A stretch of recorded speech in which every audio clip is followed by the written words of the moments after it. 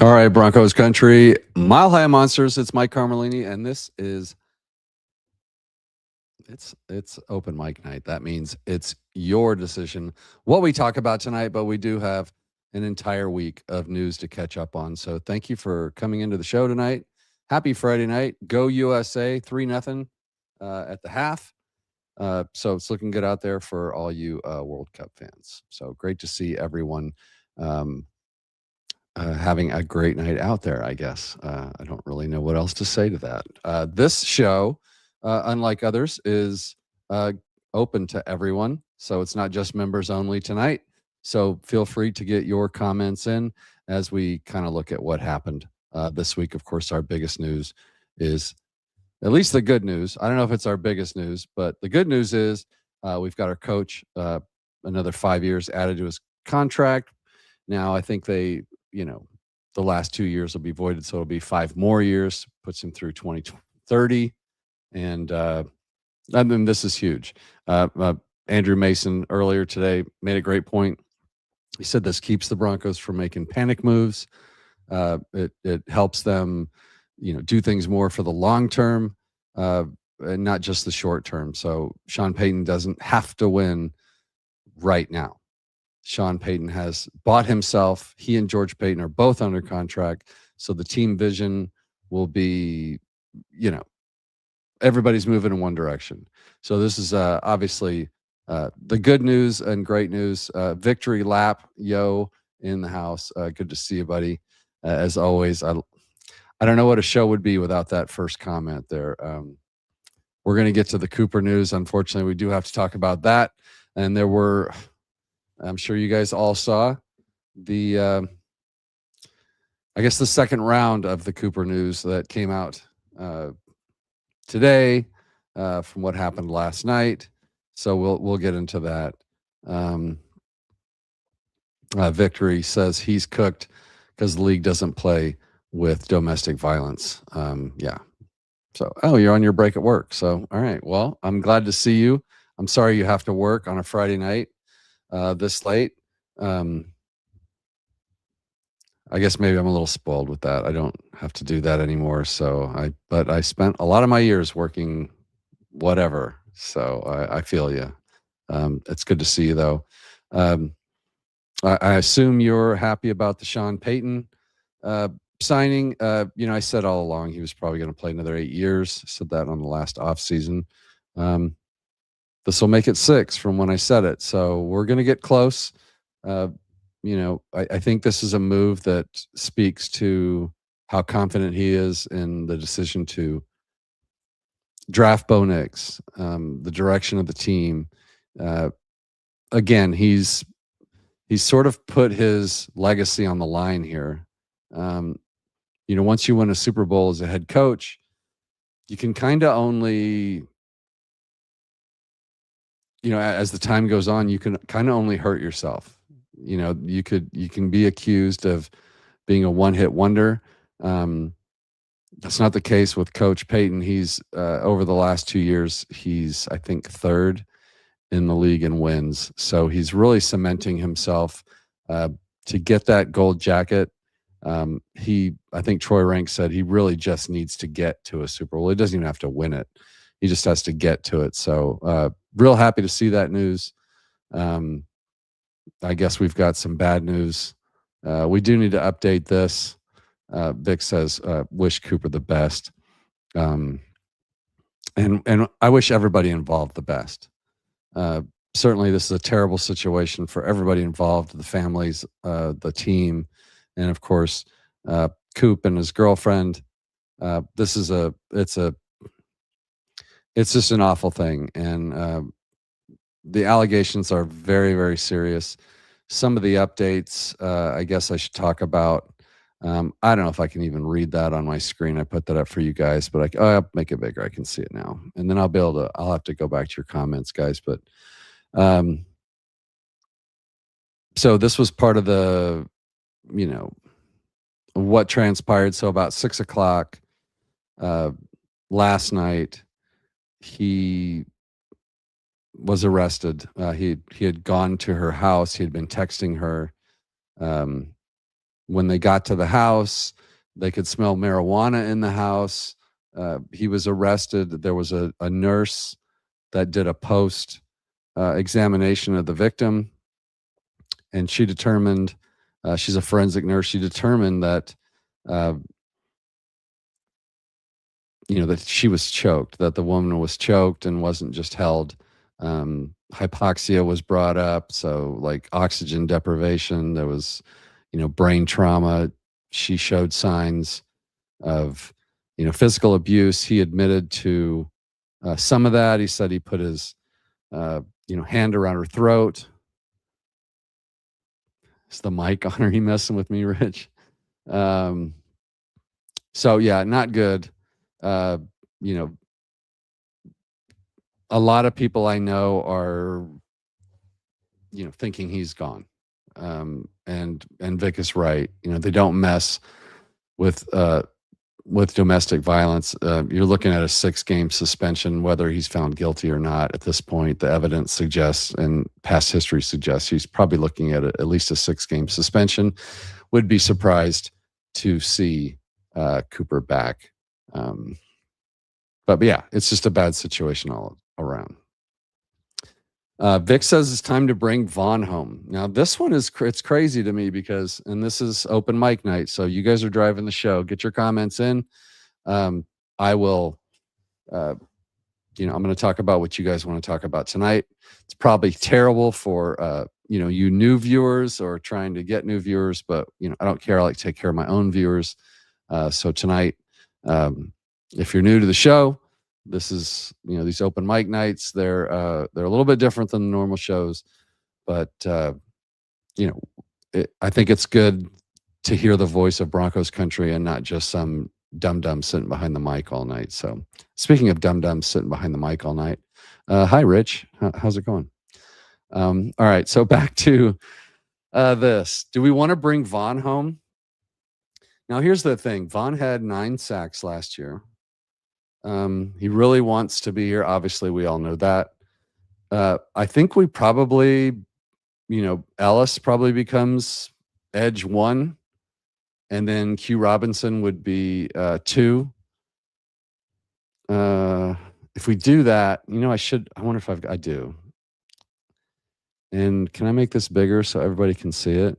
So here's the defensive depth chart, Vic, as it shows right now. I just call you Vic, right? I hope that's all right. Victory lap. So here's Coop, and you've got Ellis right behind him and Q Robinson there. So if you take Cooper out, you bump Jonah Ellis up. Q Robinson goes into the rotation. These are both probably pretty good things, although Cooper was a pretty good player. I think he had 1 sack after week 9 in the season.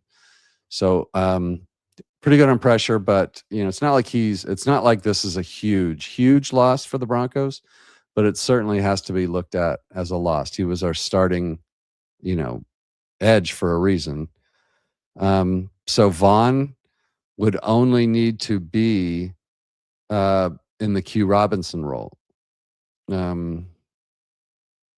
Where's Benito on here? Yeah, Tillman. So, or the Johnny Walker role. I mean, these are guys that didn't, he could certainly do the Johnny Walker role. He could be brought up for games. It just depends on what he's willing to do. So I think it's a possibility. I think Cam Jordan is still a possibility, but that's not really the same position, right? So, I've been on record saying that, yeah, Vaughn is fine.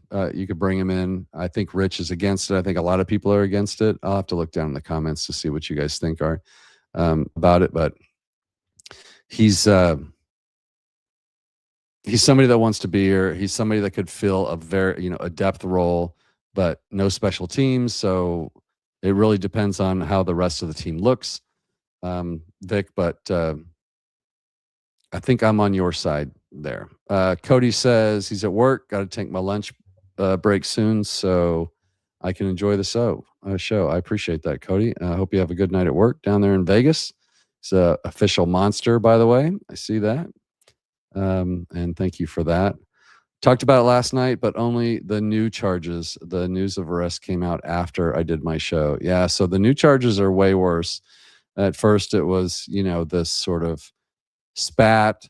There was, just your standard domestic violence and the criminal mischief for biting the phone. And now it comes out, he did admit to choking her. The nurse did find, signs of that choking. He said it was aggressive. Now now where it goes off the rails a little bit is where Coop says, hey, I was just holding her back to get my phone, and that might be true. But she says he held me off my feet up against the wall for about a minute. And then after that, it continued to, throw her to the ground a few times. So there was a protection order put in place, and then this is between the courts, but he violated the protection order by texting her, asking for sexual favors, going to her house, and banging on the door for 10 minutes when she called the cops, and that's how the second arrest came in. The DA reviewed the nurse's information, the rest of the statements, and that's when the upcharges came into a felony. It's a second-degree felony assault.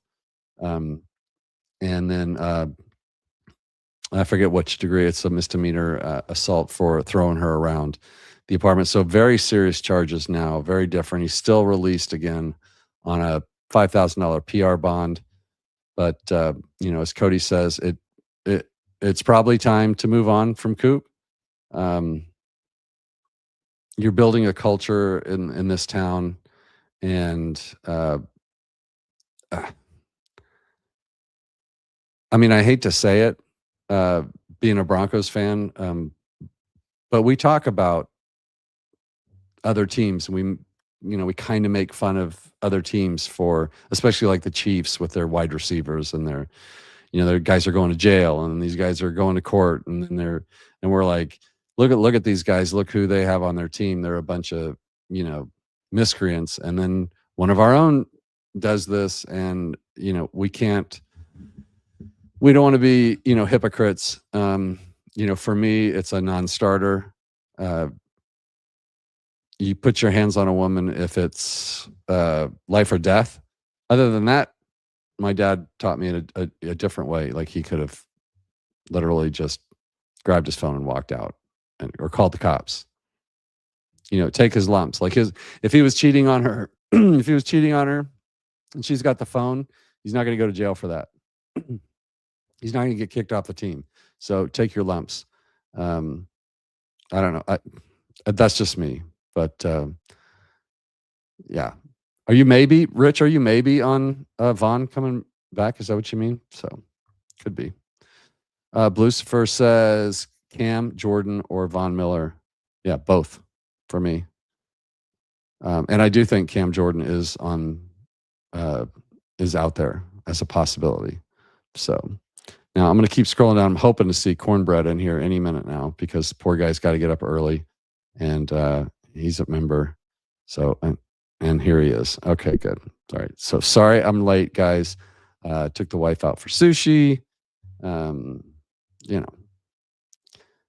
She does come first. So, but yeah, I think both of these, I'd be fine if they signed both of them. Now, if Cooper was still on the team, or if he's still on the team, which I don't think he will be, if the allegations are true, I hope he's not on the team. He needs to get help. She's going to need to get help, and they're going to need to work that stuff out. And then, we can talk about, Coop's future. But, the evidence might handcuff, and the NFL doesn't need him to get convicted of anything. Like, I think this evidence is going to be enough where they're going to say, yeah, you're suspended for 6 games. The team at that point will probably move on. I don't know if they'll do it right away. If they'll wait for that, they'll do their own internal investigation. But we'll see. But I think, the team could use both of these guys, honestly. 58 Jersey wants to come out of the closet. Yeah, you might as well pull it out. It's 2026. It's okay to come out of the closet now. Sorry, that's bad humor. All right, sorry, I'm old. You choose Vaughn. If you have to choose one, you choose Vaughn.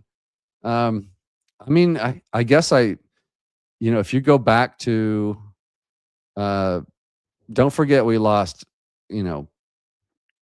JFM, right? So is the bigger hole where JFM was? You got Malcolm Roach, Onyedum's looking good, according to who depending on who you listen to. Savion Jones is another one. Yeah, I mean, I'm on board either way.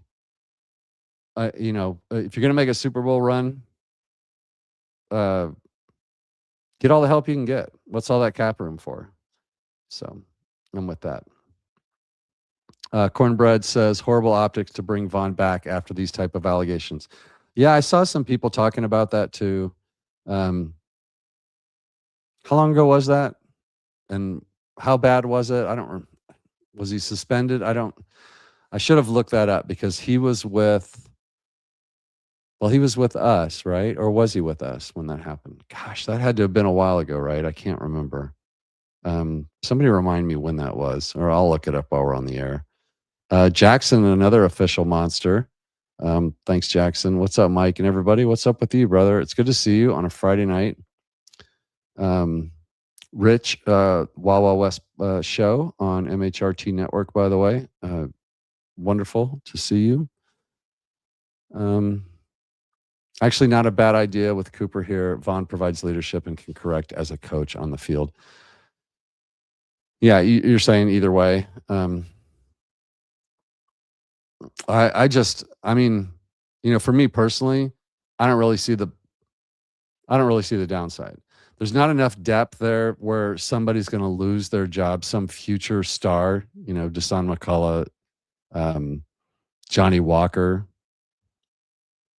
Yeah, I mean, let's practice squad guys. Like, would you feel bad if Von Miller was in the lineup with in the rotation as a pass rusher with Josh Allen driving down the field this season, and we need to win the game, and we're up by 3? He's got a few plays left in him. Like I said, he had 9 sacks last year. So, okay, Vic. So it is Vic, like that. Now that I know, it's good to see you, buddy. I'm glad I got glad I got that right. It's like calling you Vic all this time. Lucifer says Hugh Robinson is low key better than Ellis. Man, I think they're both good. I've got high hopes for both of those guys. To be honest, you guys don't mind if I just kick back tonight, do you? For open mic night. Yeah, I don't know. I don't really know who's better, but I think they made a good pick with Q. I think he'll break out this year. I think Ellis already has. Ellis has already shown he's got high motor. He's one of my favorite players on the defensive side of the ball. So if there is there's no bright side of this, but if there were a bright side to this, it would be that Ellis will now, move into that starting role. We'll really see what we've got there. And then we can end all that talk about, moving him inside at linebacker. Because hopefully Red Murdoch is going to be, a rising star there. So Mike Ronquillo in the house, official monster. Thank you. Good to see you. Says, good evening, Mike. On the Mile High Monster, go Bo Broncos and go Ronk. I like the new name, the Ronk. Chad, did you write on that one? I like that. So imagine coming back, getting another chip, and sail into the sunset. Man, and what would he's a Hall of Famer anyway, but how cool, what a story that would be. You got some great Broncos stories. You've got Elway winning 2 in a row, and then retiring. That's huge. You've got the Broncos, never winning a Super Bowl without Gary Kubiak. He comes backup quarterback, they win 2, and then he comes back as coach, and we win one with Peyton. And of course, Peyton winning with 2 different teams is huge. This would be right up there, if Von Miller came back in, played for the team, and then of course he would make a couple plays that would be highlight reel stuff. But I mean, the story would be fantastic. And I know for Rich knows this too, and Cody, the guys that like us that do Broncos content that are really into this it'll feed families. Just reading the takes on Twitter, once you start talking about it, if he comes back on the team, it's just going to be built in, like the easiest shows you could ever do. Like you have plenty to talk about. Saying hello to Ron Keogh. Rich says, by the way, another option if Cooper is gone is to keep Ellis and perhaps look for another vet to bolster the defensive line in some way. Walker was looking good there too. See, I need to go back and look. You're talking about like Johnny Walker, right? Like I need to go look at him. Hang on, I got some other messages here. Jeez, some of these guys. I guess I better share. I wonder if I have. I don't. Somebody, some of my less technical subs, I guess I'm saying, don't know how to, subscribe or, just go on YouTube and find me. They want me to DM them the link. That's, I'm a full service person. But I told him I'm on now, and hopefully he can get on YouTube and find that. So, sorry about that. I tried to carry it's like some of my favorite listeners, and I tell them I'm on and what time I'm on. So, like and subscribe, hit the notification thing, and hopefully we can fix that. Well, I'll have to drive to a few of your houses and teach you how to do that, so that we can have that set up. My mom being one of them. So, like next time I'm at my mom's house, I need to fix her up because she's always like, "Where are you? What time? I can't find you." And it's like, I'm literally right here, and then I'll just send her the link, and then it's all good. So I'll do that for all of you members. Get that. Well, Ellis is staying at outside linebacker. I think we kind of already figured that, Rich. That whole talk, like he's going to have maybe some packages or a couple reps, but the plan is that he is home now. So I do like that. The media would definitely, we would all go crazy for that. That's just a great story anyway.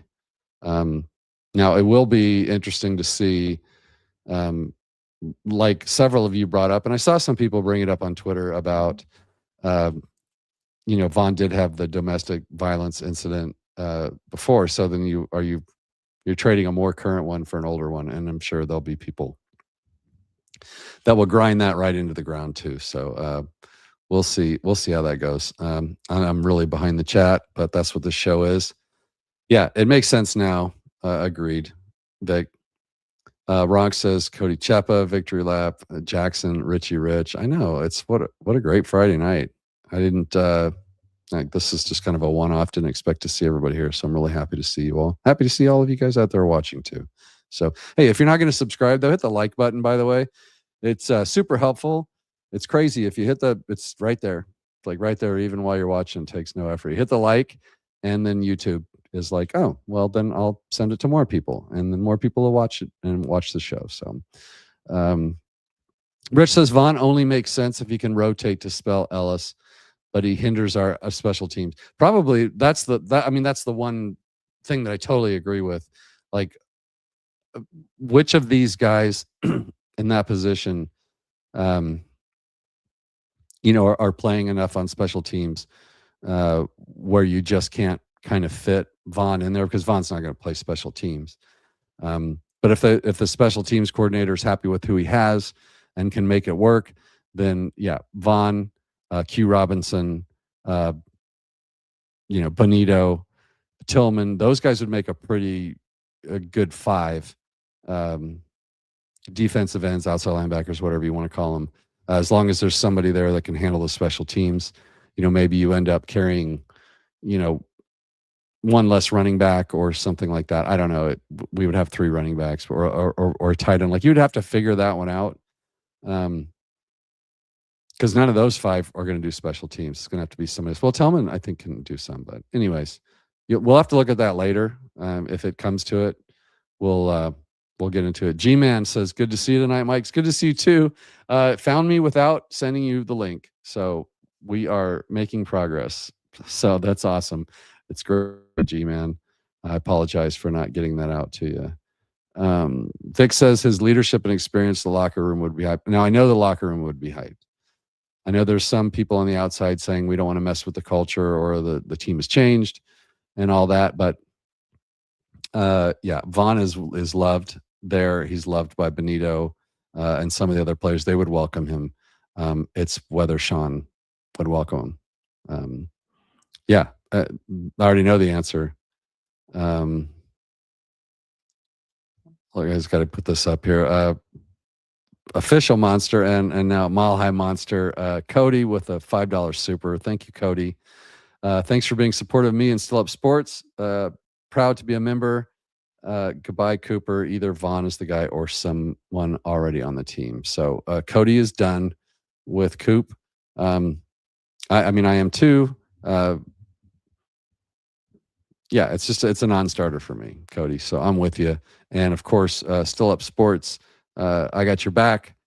Guys, if you don't know what Still Up Sports is, Cody has his own show. It's for you late night people, usually streaming around 1 or 1:30 in the morning. So overnight sports for Broncos coverage is now out there. It's now available for you night owls.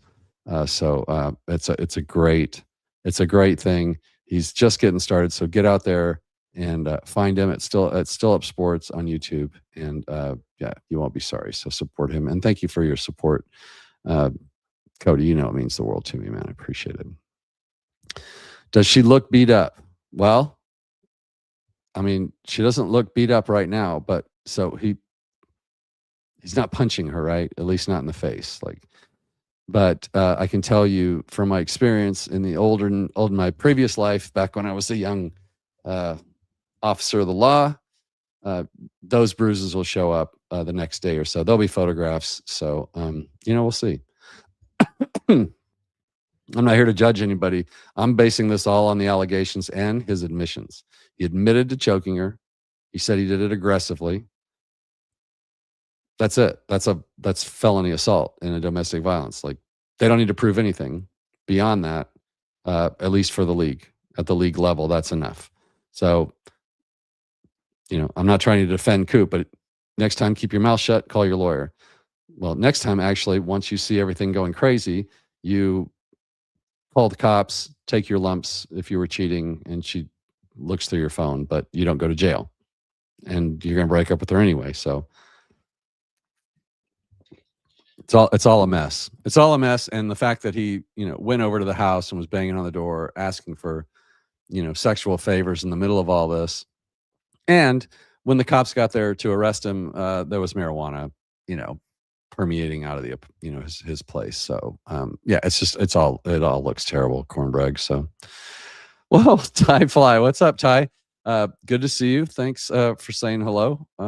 Always a surprise to see my fellow Broncos content providers out there. Ty Fly is host of Incomplete, and just a super dude. So you can find him on YouTube as well. So good to see you, Ty. Everybody's saying hello to each other. Okay, Cody. I see the potential and good Vaughn could have on the young guys. Well, look, he used to hold the pass rush clinics.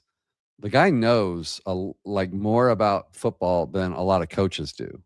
So, yeah, this would be, as Rich brought up earlier, it's not a perfect scenario, but it's not bad. Like, it would be super fun. Like, it would be a blast. And I got to get that picture off of there. It would be. Should I put a Vaughn up there?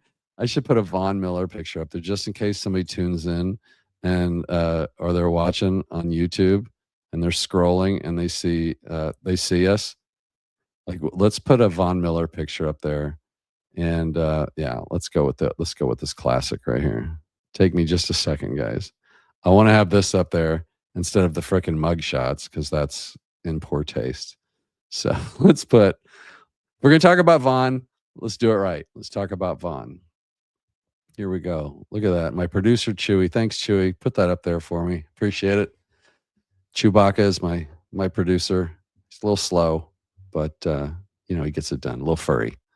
Yeah, he knows the game. DeMarcus Ware came in when Von was a young player, showed him the ropes, showed him the things to get to that next level, and then Von did. Von could do that for Benito. Von could do that for Ellis. Von doesn't expect to be a starter. He expects to be a rotational player. He got 9 sacks last year, and he made them a better team. So, Ron gives an update. Still 3. Is it still 3-0? Keep us up to date. I'm not going to watch it, but of course, USA. We're rooting for USA. You have to.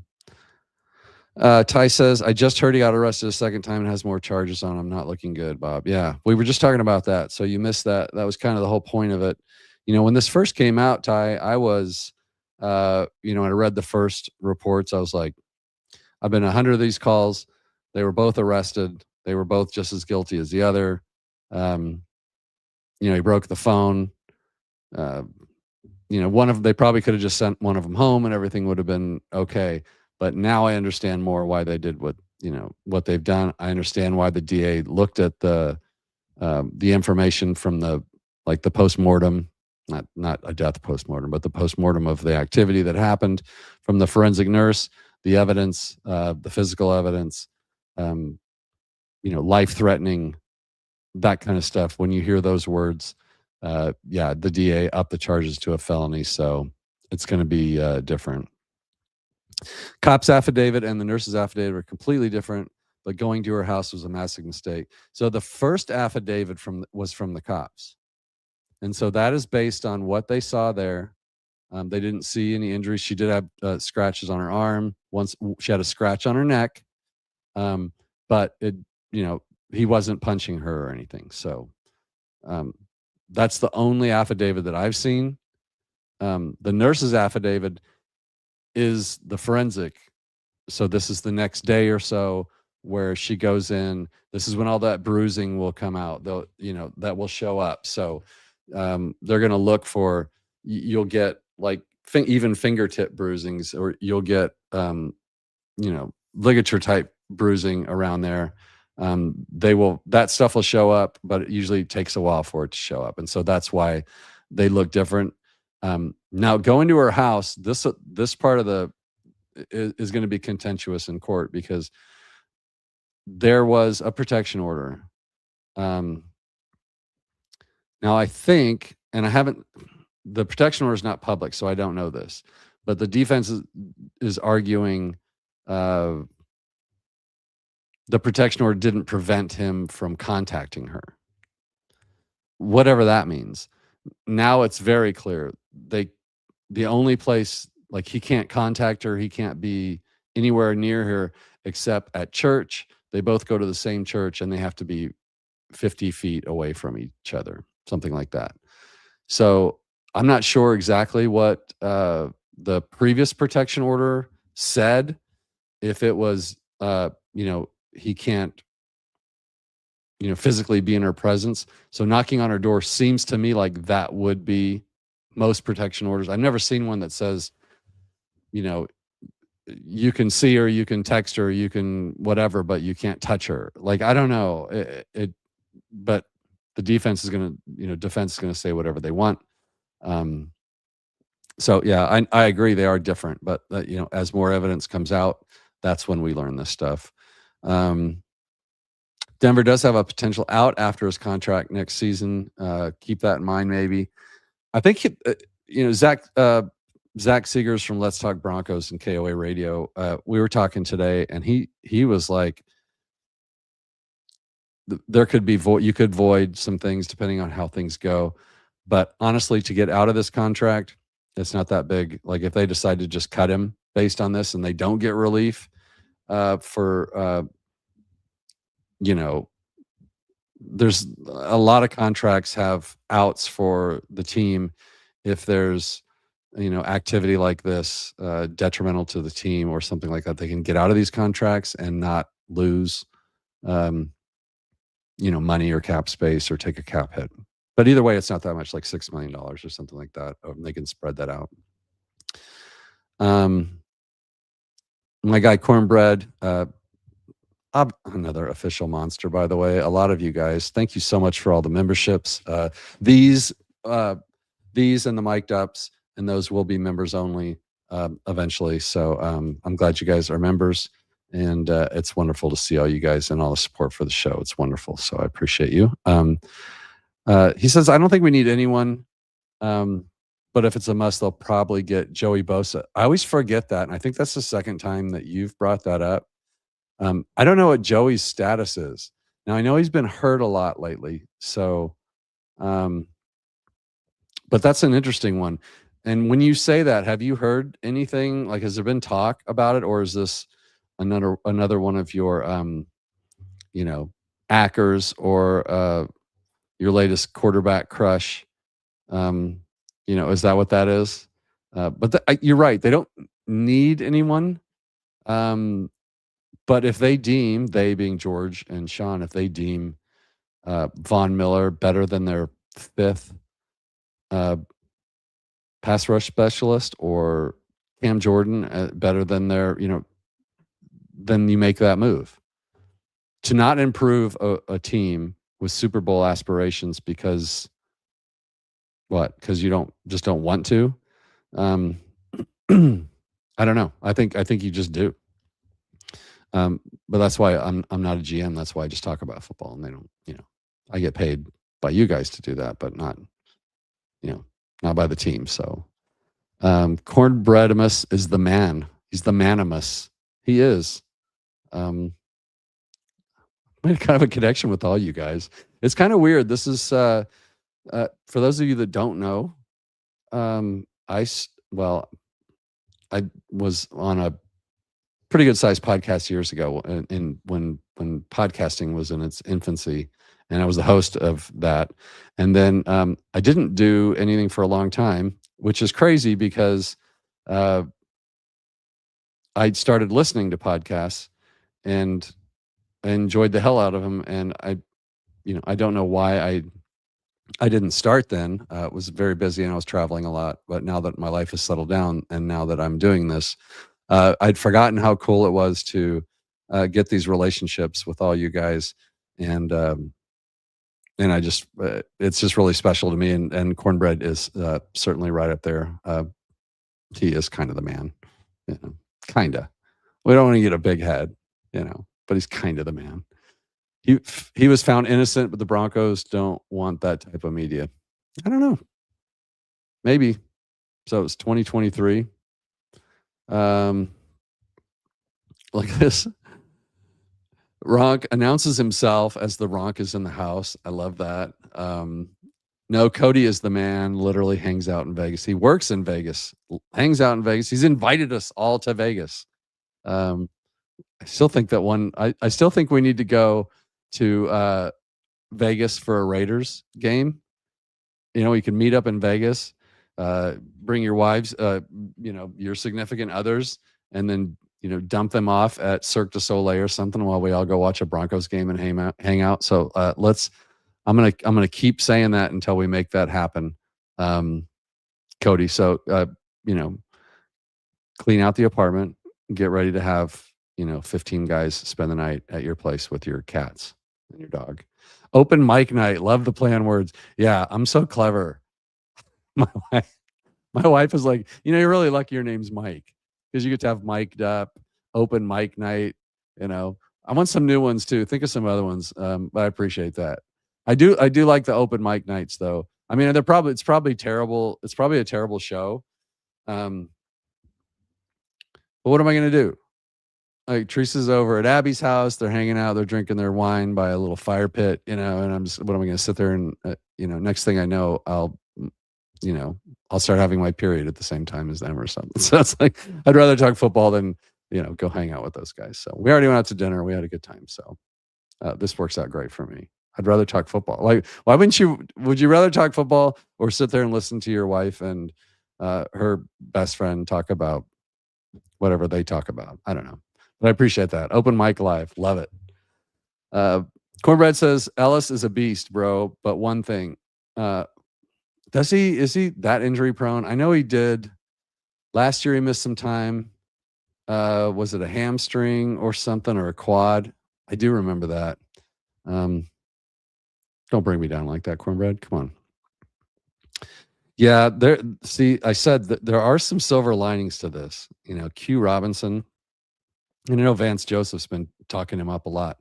He doesn't need to talk up, Ellis to me. We all saw that. In fact, last year I was saying we got to find a way to get this guy on the field, and that's when I was talking about, wouldn't it be cool to, can we just put him at linebacker and take Singleton off, or Greenlaw, or replace Greenlaw with him, get him on the field anyway. Because I didn't want Cooper or Benito off the field. I like Tillman. Q Robinson's got some wheels, man. We're pretty lucky. God, you have to admit, George Payton and Sean we kind of have a deep team, which I guess is another silver lining. We can withstand this. This isn't like remember when PS2 went out, or if Bo goes out or something like that, feel that. But there's not a whole lot of other players where you're just but last year when J.K. Dobbins went out, there was nobody to replace him. This year, it's a pretty well-built roster, probably one of the best rosters top to bottom in the league. We might have to look at that in this offseason and just kind of look at starters and backups and rotationals and see how we would rank the complete roster, I guess is what I'm saying. Because if Cooper's gone, yeah, it sucks, but it's not like we don't have anybody there. We do. We have players that we're actually excited about. Yeah, Cornbread wouldn't make any moves. I mean, you need 5 guys though, right? So who's your 5th edge player that you like? I mean, let's go back to it.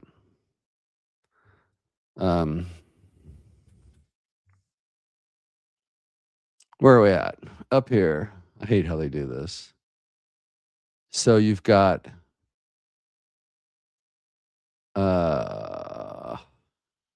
Coop, Ellis, and Q. So now you got 1, 2, you got Ellis, you got Q Robinson, Nick Benito, Tillman. So there's 4. So you're saying Johnny Walker and Desan McCullough over Von Miller. And then somebody, I think it was Rich earlier, said that Johnny Walker was looking good. So I do need to look at him. And I'm not saying you're wrong. I do a Broncos show. So yeah, give me Von Miller. And like Cody said, love this Von disco. Just imagine how the shows are all going to blow up and how much we're going to have to talk about if we wake up tomorrow and there's Von Miller wearing well, I'm not sure what number, but he's wearing a number and it's for the Broncos. 3 likes. Ronk, you guys can't get it. You guys aren't helping me at all. Come on now. We need those likes. I don't ask much. Ronk, Cornbread's got one. I know that Cody did because he has a show and he knows that, I go back and hit on all his, even if I'm not up at night. So you got to hit those. All right, here we go.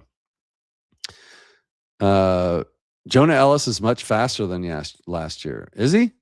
That'd be great. I thought he's high motor. He's like Zach Allen that way. He never stops.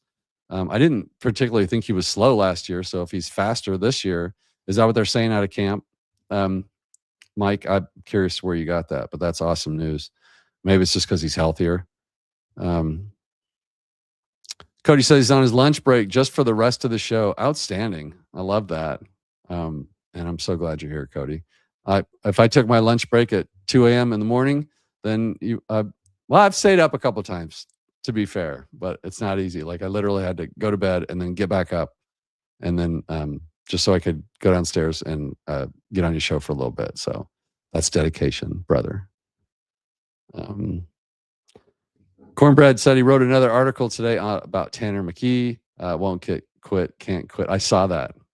I saw that you attached it to, I forget what, somebody's tweet. Like you attached it. And then I saw, you had your Duper and stuff on there too. So you're still pushing that narrative, the Duper twins, Mims, and Waddle. And you shouldn't quit. Like, let's be honest, man. Push it and keep tagging like Sean Payton until he responds. Like he never will, but keep pushing it. Cornbread, I'd love a 2-back system at all times, rotating the tight ends and a wide right scheme. What do you mean a 2-back system? Like 2 backs on the field at the same time? Because they're going to be rotating 3. I don't know if the Broncos run 2 backs unless it's a fullback. You're looking back at like the Kubiak or the 98 Broncos. We had a fullback on the field almost all the time.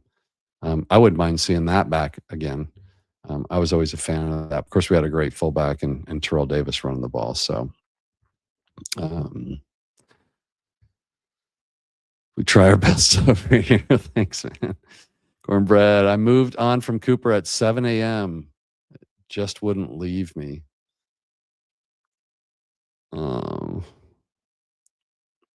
Yeah, I don't know.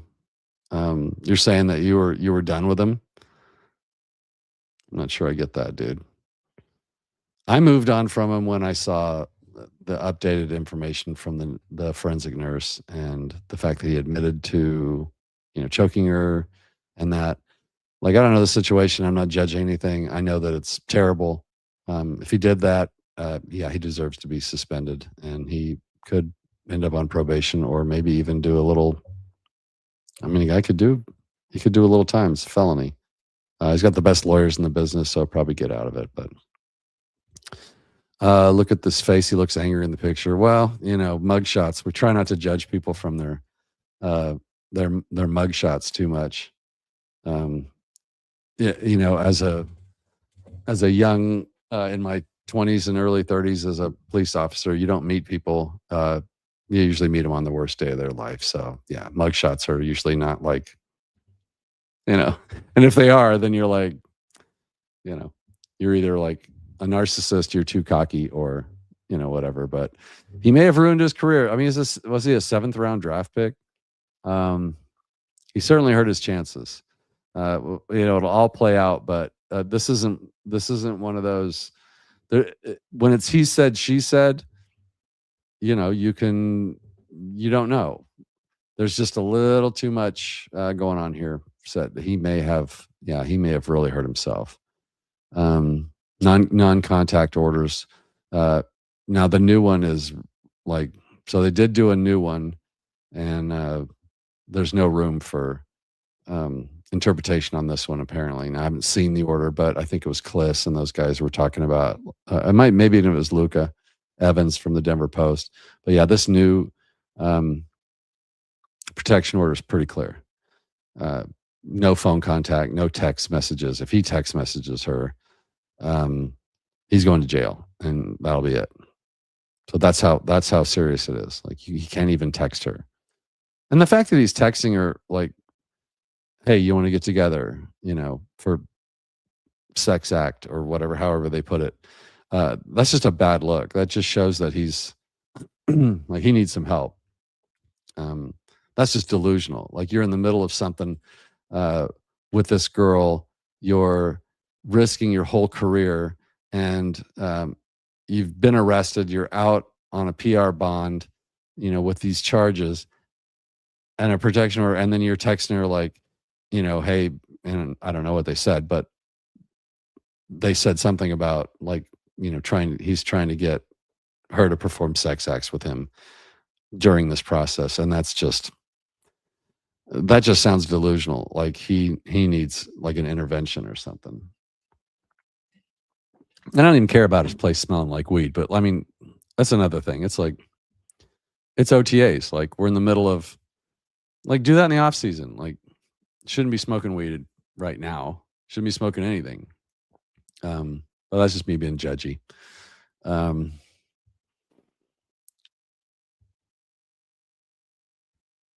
right, he still holds those clinics. Oh, he does. It's called the SAC Summit now. It's in Vegas this year. I'm trying to get credentials. If not, I'll report from the sidewalk. Hopefully, you'll be able to see it. I don't know how hard it is to get credentials down there. If you know anybody down there, if you don't get in with some people, you're going to want to, when you apply or when you're getting those, if you can get a couple reporters to vouch for you on your side that knows like someone, that would help you. Just my advice on that. So like you can, like there's ways to get them, but it's kind of like sometimes it's who you know. If you can get somebody to say, hey, I know this kid, I know this guy, that helps. But yeah, well, hopefully you'll at least be able to see it, even though you won't be able to get right out there on the field and stuff. So you can report on that. That would be awesome. And that could come into play. I don't think you're going to see Vaughn back on the team until training camp anyway, or close to after it. So it's kind of a moot point. It'll be interesting to see when they move on, if they move on from Cooper, though. Cornbread says, I don't want Vaughn back. I'm saying the management and ownership probably won't have it. Now I've had one person in Broncos media say that the Broncos are out on him, but it's only one, and I've asked probably 8 or 10 of them, and they've all said they don't know. One of them says they don't want him back. I believe the ones that say they don't know. So I don't know. I would side with you in that I would be surprised if Sean Payton does. I think he wasn't Sean's guy. And so, like, Sean loves his guys. Like, he'll bring, like, Cam Jordan's one of his guys, right? He was a Saint, I believe. And so I could see that happening. But I do want him back, though. You say you don't think you want him back. Yeah, I don't know. I want him back if the team does. If the team doesn't, then I'll side with the team, of course. But I do want him back. DeMarcus Ware changed Von Miller's NFL career. That's right, Ronk. He did. Like, his career could have gone either way at that time. Bringing DeMarcus Ware in was huge. It was huge for the Broncos. The fake spin move. He was huge in the Super Bowl. He was huge for Von Miller's career. So, yeah, really, really psyched about that. Am I 20 minutes behind on chats? Good Lord. I apologize. Where am I at? My gosh. Paraguay goal, USA 1-0. Gave the USA 1-0. I thought it was 3-0 in the first half. I'm sure most of you have seen my post on X, but you all know I believe he's gone without a doubt. Yeah.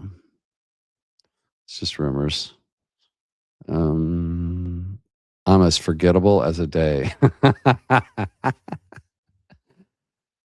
Not to me, you're not. And I like, actually, are you using the Twitter article writing stuff, or are you just writing long tweets?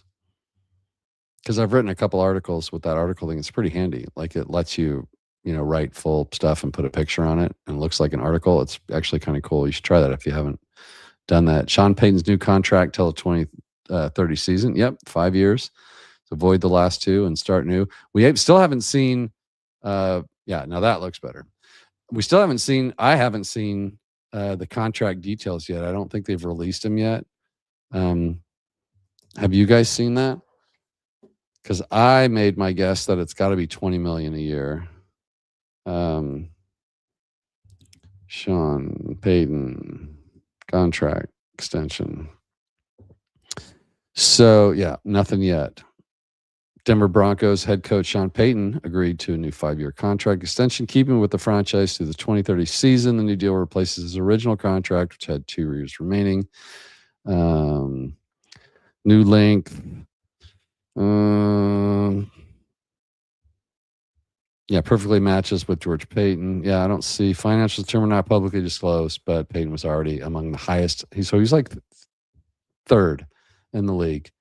It was Harbaugh, it was Reed, and then Payton was the third highest paid. So, Cornbread with a $5 super member and a super. You know what? I'm just going to quit my job at this point. I mean, why even bother working with you guys, taking such good care of me? You get, you guys are going to get me like every day for 2 hours a day, maybe 3 at this rate. I'll just do it. I'm just going to quit my job. I did see your new article on Tanner McGee. I did not shake my head. I actually took some notes for a show that David and I are going to be doing. I used some of your content for it. So, yeah, guys, if you're watching, I think it's at David Cornbreadimus or Davidus Cornbreadimus on Twitter. Put your Twitter handle in there just in case. You guys get over there and follow him on Twitter if you would. Good stuff. But yeah, I did see that, and I did not shake my head. Your other takes I have. We haven't seen the Q Robinson play that much last year. No, we did. We saw some good stuff. That's the thing. Like, the depth is there, right? So, again, it sucks because it's Coop, and it sucks because it's the Broncos. But overall for the team, I don't know that it's certainly not the worst thing. Like, I think there's certainly other players I would be way more worried about. G-Man's probably sitting there saying, what the hell am I watching? G-Man, if you bring Vaughn in now, you'll bring in a positive vibe and change, and the team could use that now. I mean, it would certainly take over the headlines. I feel like he brought good vibes to the teams he went to, the other teams he played for. And also, just as a player, it's not all just, nostalgia for me. He could contribute, and there's a need. But I guess Richie, is what he brought up was the one thing, the special team stuff. Special teams is an important part of the team. So as cool as the vibes would be, there might be a cost to it. But yeah, count me in on Vaughn for sure. Jackson, official monster. Cooper really fell off the latter part of last season. We're so deep with young talent that I think we're in good shape with our young talent. I think we're pretty good shape too. But once you get down to that Jordan Jackson area, maybe don't forget you're losing Cooper. So like the depth, everybody, it's like the wide receivers, right? You went where did there it is. Let me find this. So look at our wide receiver room, like compared to last year. This was your number one. Court was your number one. I realize I always got to remember you guys can't see my pointer. But Court was your number one receiver, and then it's Franklin. And then when you lose, Pat Bryant gets injured, it gets real thin real quick. But now that you've added Waddle, you got Waddle, Court, Frank, Pat, Mims. If somebody in there, that's 5. If somebody in there drops out, you still have 4 like really good players, and then you can bring somebody else in as that number 5. But if you take one of your 2 starters, if you take Court out or you take Jalen Waddle out, well, then everybody moves up, and I think that depth is nice for a game or two. But if you were talking about a whole season, I still think then the Broncos would be looking for a wide receiver, or you're just going to go with you're going to have Bandy and little Jordan Humphrey on the field again. So, I mean, I know it's not apples to apples, but I just feel like Jackson, I just feel like we need to look at it.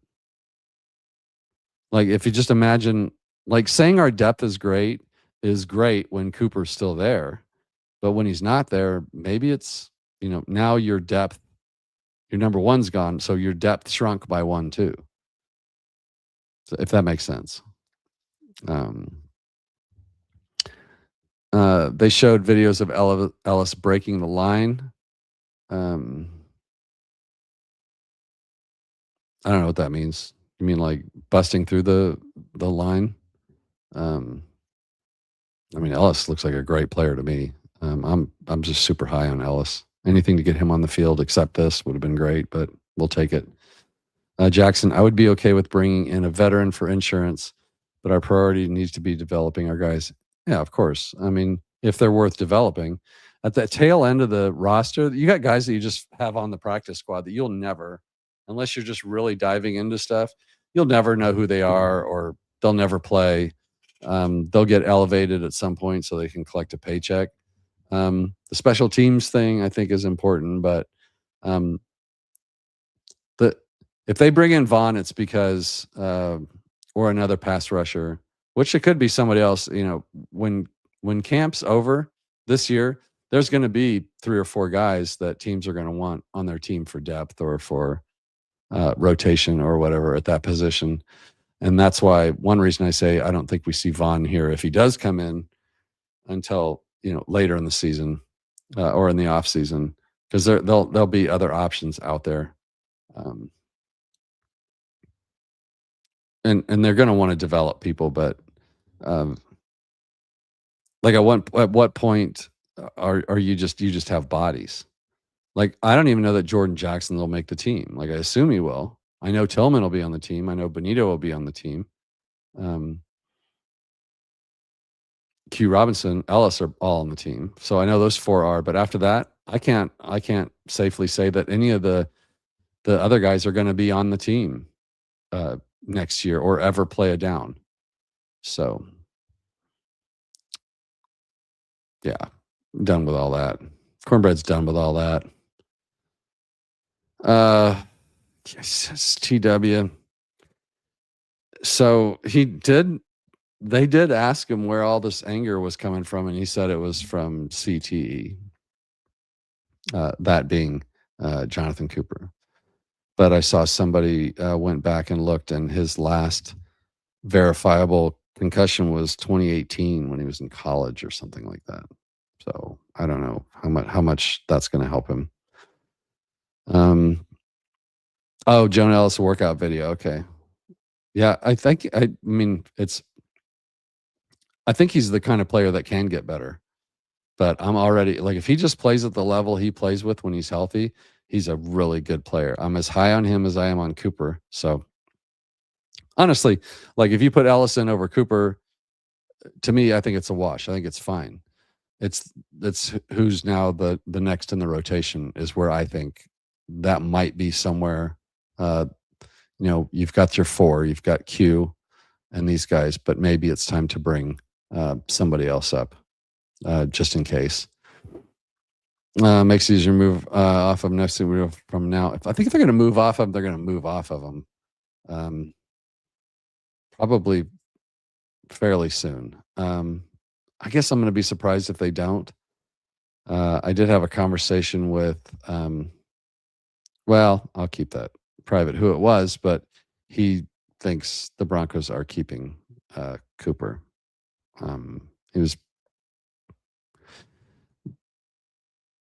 But when I said, I told him, he said that, okay, so let me back up. I said, if he choked her and threw her around the apartment, yes, I think we should cut him.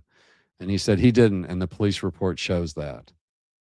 And I said, well, he admitted to some of it, so we'll see. Aggressively holding her by the throat could be enough to hold up as a felony. And he didn't respond. So I don't know if I made him sad or he just had to move on, do other stuff. But there are some that feel like he's coming back, and this gentleman is one of them. So, I don't know. It's a bad situation, man.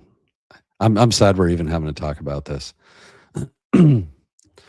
Ronk says, let's move on from Jonathan Cooper talk and talk about current Broncos team. Yeah, I'm going to talk about whatever anybody said. It's not what I said. Did I misquote you? USA first goal in the half. First half was an own goal by Paraguay. Oh, I see. Okay. All right, we're clear. I was saying I don't want you to think I don't want Vaughn back. I'm saying the owners probably won't have it because of the optics. Let's go look at what you said, Cornbread. Now, it's probably my inflection. Where the hell is that? My gosh. Why can't I ever find...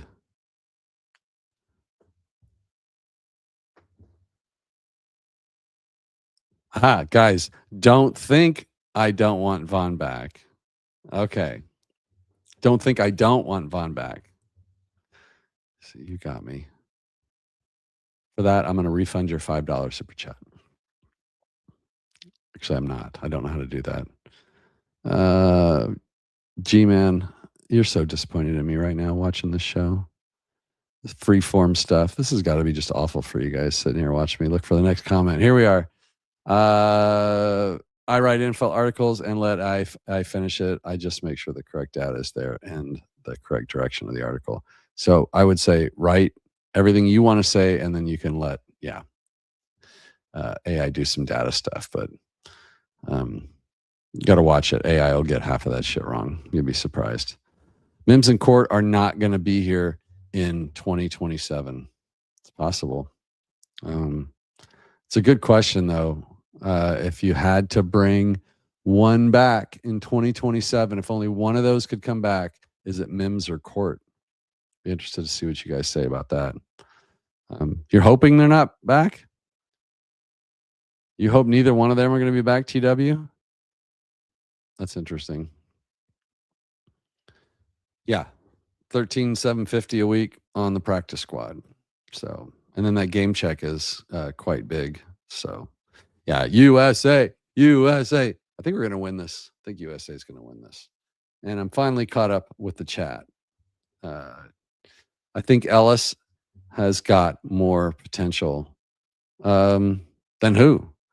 I mean, he's got more potential than anybody else we're talking about that's not on the team or that's below him. Like, he's got more potential than certainly, like Jordan Jackson or somebody. But I think he's just as good as Cooper, and we're going to find out. I think we're going to find out whether he's even better than Cooper. And I think we're going to find out about Jahdae Barron. As another thing in the talks this week was Jahdae's working outside, competing with Moss for the cornerback 2. There was also the Chris Thomason from the Denver Post came out with a report that the Broncos and Jaquan McMillan had started negotiations, and then that story got ripped back, like, oh no, that's not happening. And so but Chris Thomason doesn't report stuff, so there's definitely some smoke there, there's some fire there. That's a big story this week. He's our first round draft pick. He's kind of playing some little rotational role. I think they would love for him to win that battle and then go get something for Moss.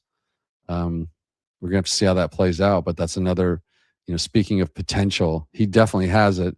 There were a lot of arguments. I think it was David, some other people showed up on the show talking about, maybe moving him to safety.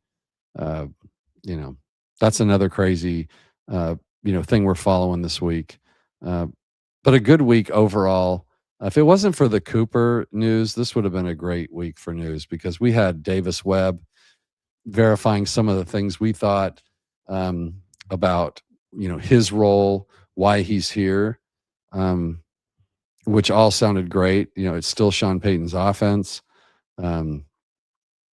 He's just made some tweaks. Now, I did predict that that's what he would say if you were watching, and I did say if he says anything more than that, I would be shocked. Sean's not going to let him say, yeah, we're revamping things. Like, if it is the same with some tweaks, that's fine. But we don't want to show anybody our hand. We don't want to tip our hand if he's going to do things different. Keep that mystery. Teams don't know what to expect from us. It absolutely will, and you have to verify your information. Cornbread, why do you do this to me? What will? I don't know. Like the chat. Are you? If you're talking to me, or you're talking to somebody else. Like I've jumped around to like 3 different subjects, so I don't even know which part we're referring to at this point.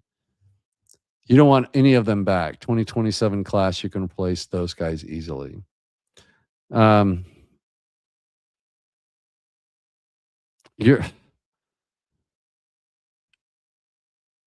you want Jalen Waddle, Troy, and Pat, and then you want draft picks or someone else. I mean, I don't like it, but I can see a world where that happens. I don't know what Court's. Well, Marvin's in the last year of his contract. Is Court in his last year? Is he in a contract year? I wouldn't like that. I wouldn't like that much turnover, unless we win a Super Bowl, and then whatever, do whatever you want. Because I'll be happy for 2 years anyway, and then they can build up some stuff. So, oh, okay. Yeah, you have to re-verify. You talk about AI. You got to re-verify your information for sure. They'll get it wrong. Like I try to look up stats, and hey, I'll say compare, Marvin Mims and Troy Franklin's efficiency rankings and their stats, and put them side by side, and then I'll look at them and I'll go, well, that's not even right, and I can clearly find that easily. So I kind of don't use it just because it's so inaccurate most of the time. If we don't hear any good buzz about Barron in training camp this year, then he is absolutely a bust.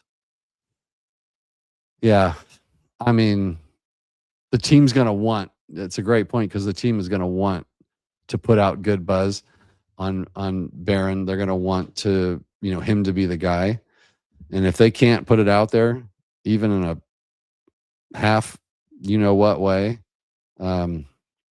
it's not a good thing. And I've already gone on record saying it was a terrible pick. Now, for it to be a bust, like honestly, your first round pick, if he's not playing in year 2 as a starter, it's already kind of a bust. So it's already a bad pick. It'll be a bust if he's not starting. If he doesn't start next year at outside corner or somewhere on the team, if he's not a starter, quality starter, then yeah, it's a bust. First round draft pick, has to play in the NFL. That's just the way it is. I don't make the rules. But I like the player. I just hated the pick, and it showed out that way. Like it was like literally one of the last positions we needed at the time. And I think that somebody else came off the board that they wanted, and they panic picked it. And I've talked to several people in the industry that agree with me on that. So let's see.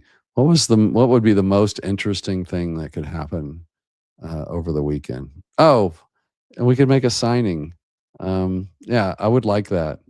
I know we've talked enough about Vaughn, but that looks good. I do want to say, let me look this up here real quick. And then I'll let you go. I know nobody wants to hear me talk anymore. It's been too long. We've got where is,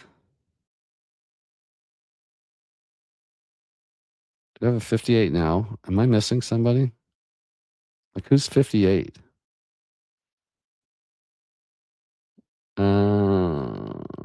What do you wear? 58? Didn't he wear 24 for a while too? I know this is terrible.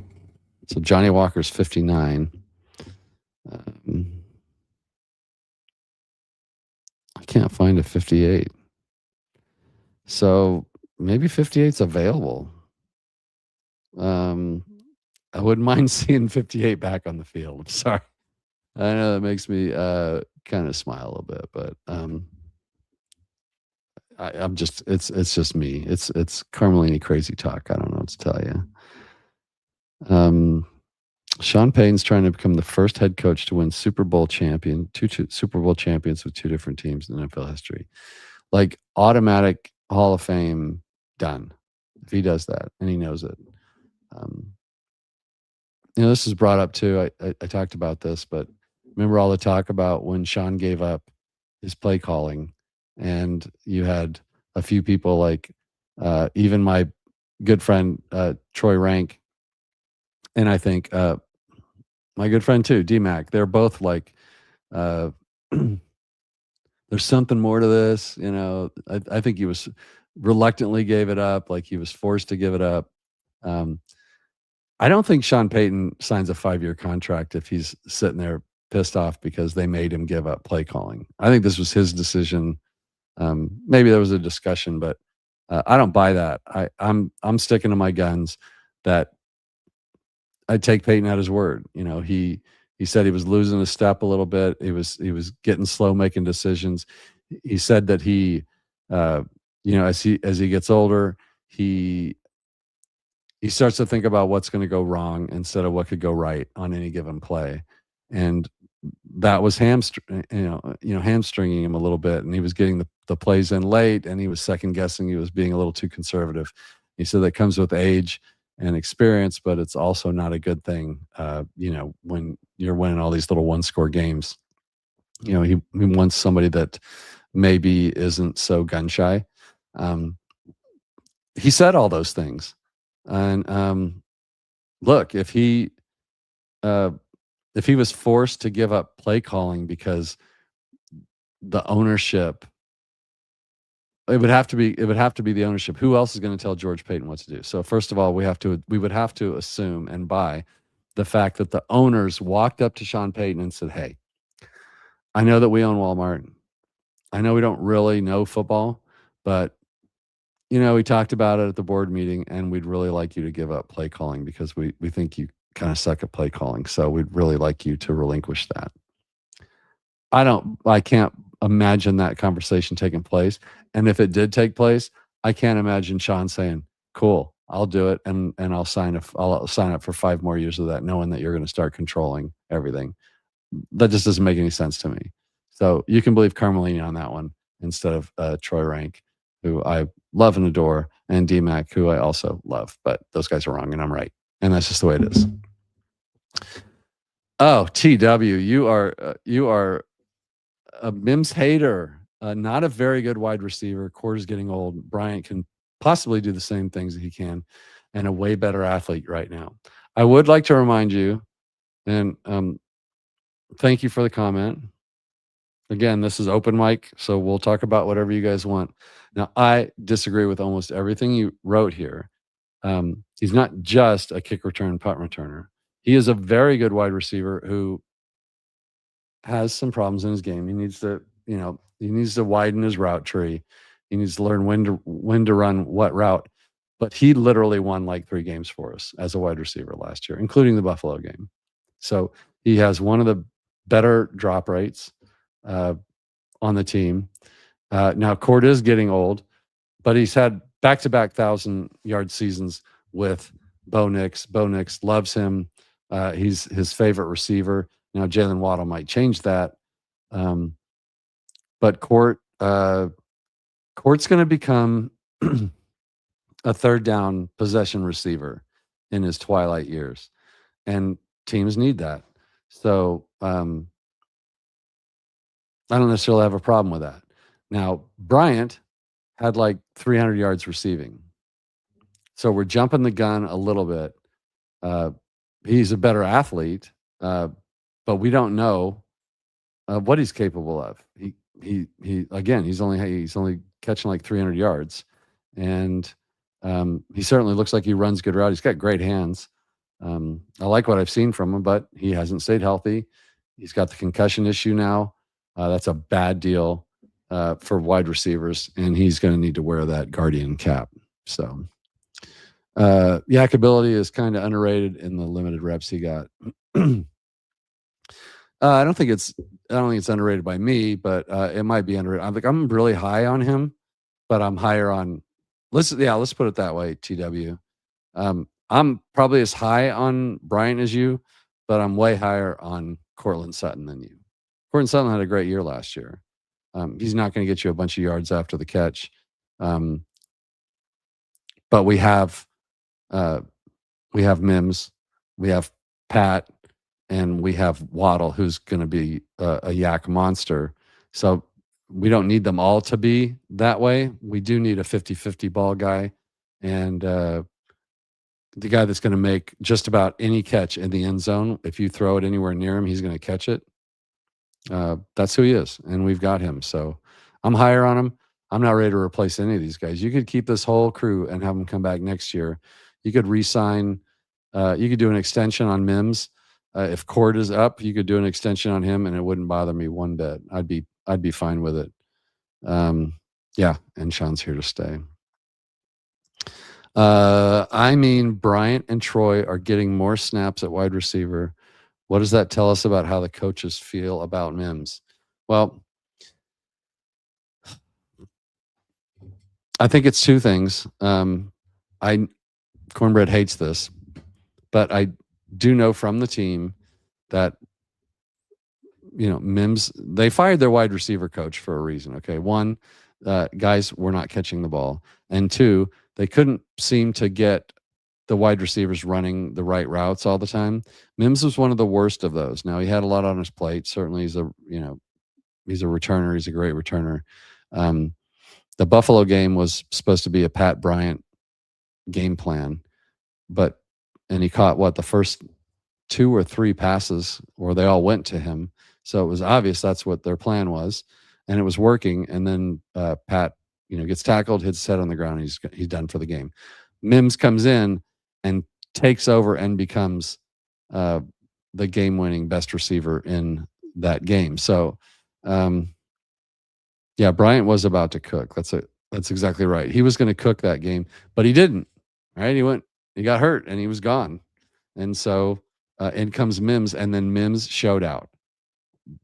That play will be repeated in history for the next decade, beating the Bills, in that catch at the left pylon, sliding into the camera, gashing his back on the camera stand. That's huge. And that was a game winner. So I'm not underestimating any of these guys. I'm not arguing for or against any of these guys. I love them all. But I'm not ready to get rid of Court and Marvin next year. I still think those are 2 of our best, and I think we should keep them. Bronx says Sutton's not going anywhere because of QB Nix. Can count on him making the catch when the NFL game is on the line. I think that's why. Should we see? Let's just look it up. Nobody else is looking it up. I got to do my own job. By the way, if you guys, some of you out there have to go to bed and whatnot, I understand. And get back to work, but I appreciate you guys coming. I still see there's about 40 guys watching, so at least there. I don't know how many are on Twitter, but on YouTube. So, if you're here, I'm here. Cortland Sutton contract, 4-year, $92 million extension that runs through the 2029 season. So he's going to have to be a cap casualty. 41 guaranteed, fully guaranteed, 18 million signing bonus. Cap hit 2026 is 13 million. So, you could get into what it would take to have, if they got rid of him next year, what the hit would be.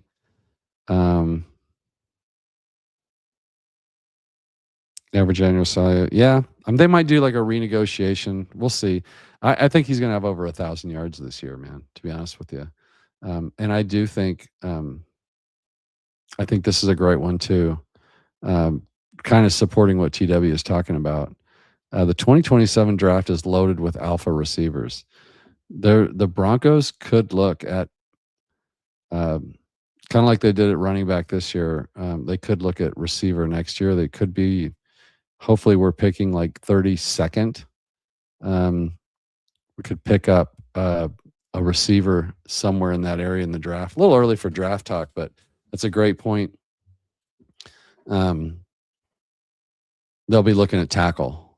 It's time. 2017 was the last time we took a tackle.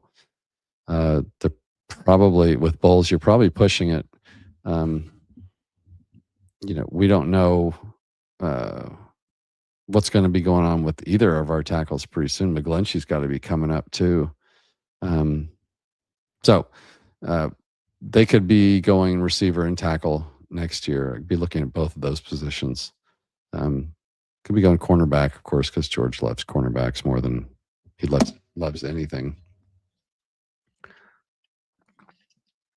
Sting thinks they're after another QB1 in 2027.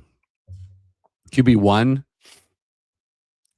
And that's why I want Tanner really fucking bad. I hope I said freaking there. I meant to if I didn't. What? They're not going after another QB1. If Sting said that, he's absolutely lost his freaking mind, or he's doing clickbait. There's no way the Broncos are looking for QB1 in the draft next year. That's asinine. Tell him I said that. Mark Schlereth, Stink, one of my favorite players, not one of my favorite analysts. I think he says things sometimes that are kind of crazy, but he said it. You're telling me he said the Broncos are going to draft to replace Bo Nix? He's absolutely lost his mind. Bo Nix is our quarterback. Is Sean's guy. Sean didn't sign that contract because he thinks he needs a new quarterback. So Stink, you're absolutely freaking nuts. TW, next year our first 3 picks are going to be OT, wide receiver, linebacker. I would absolutely love that. Of course, I really want to see what Red Murdoch brings to the table. Rock says Ohio State wide receiver will be gone when the 2027 NFL draft comes back next year. Yeah. I mean, I'm not a draft guy. I have guys that are draft guys that tell me, blue chip prospects are going to drop because of QBs. Hopefully we land a good one. That's a good point. Isn't it supposed to be another big quarterback year next year? If that's the case, let me look at this. I got a message here. Nope. Okay. I think we're good. I hear my German Shepherd barking out here on the old Carmellini Ranch, which usually means somebody's pulling up to the house.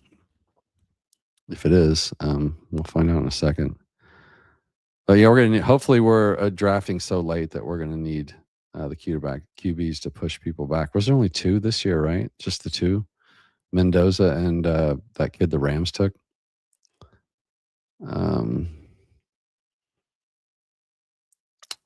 A quarterback to play behind. I mean, I could see the Broncos drafting a 5th rounder with upside or something. Like, I'd rather get Tyler or McKee, Tanner.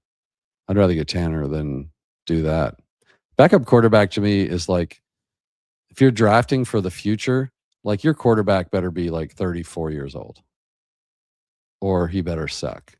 You don't want anybody, you don't need to be drafting a quarterback or wasting a premium draft pick on a quarterback when you've got other needs and a quarterback that was a broken ankle away from the Super Bowl. So, don't like it.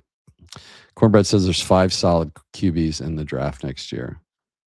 Yeah, we'll get into draft like next April, February.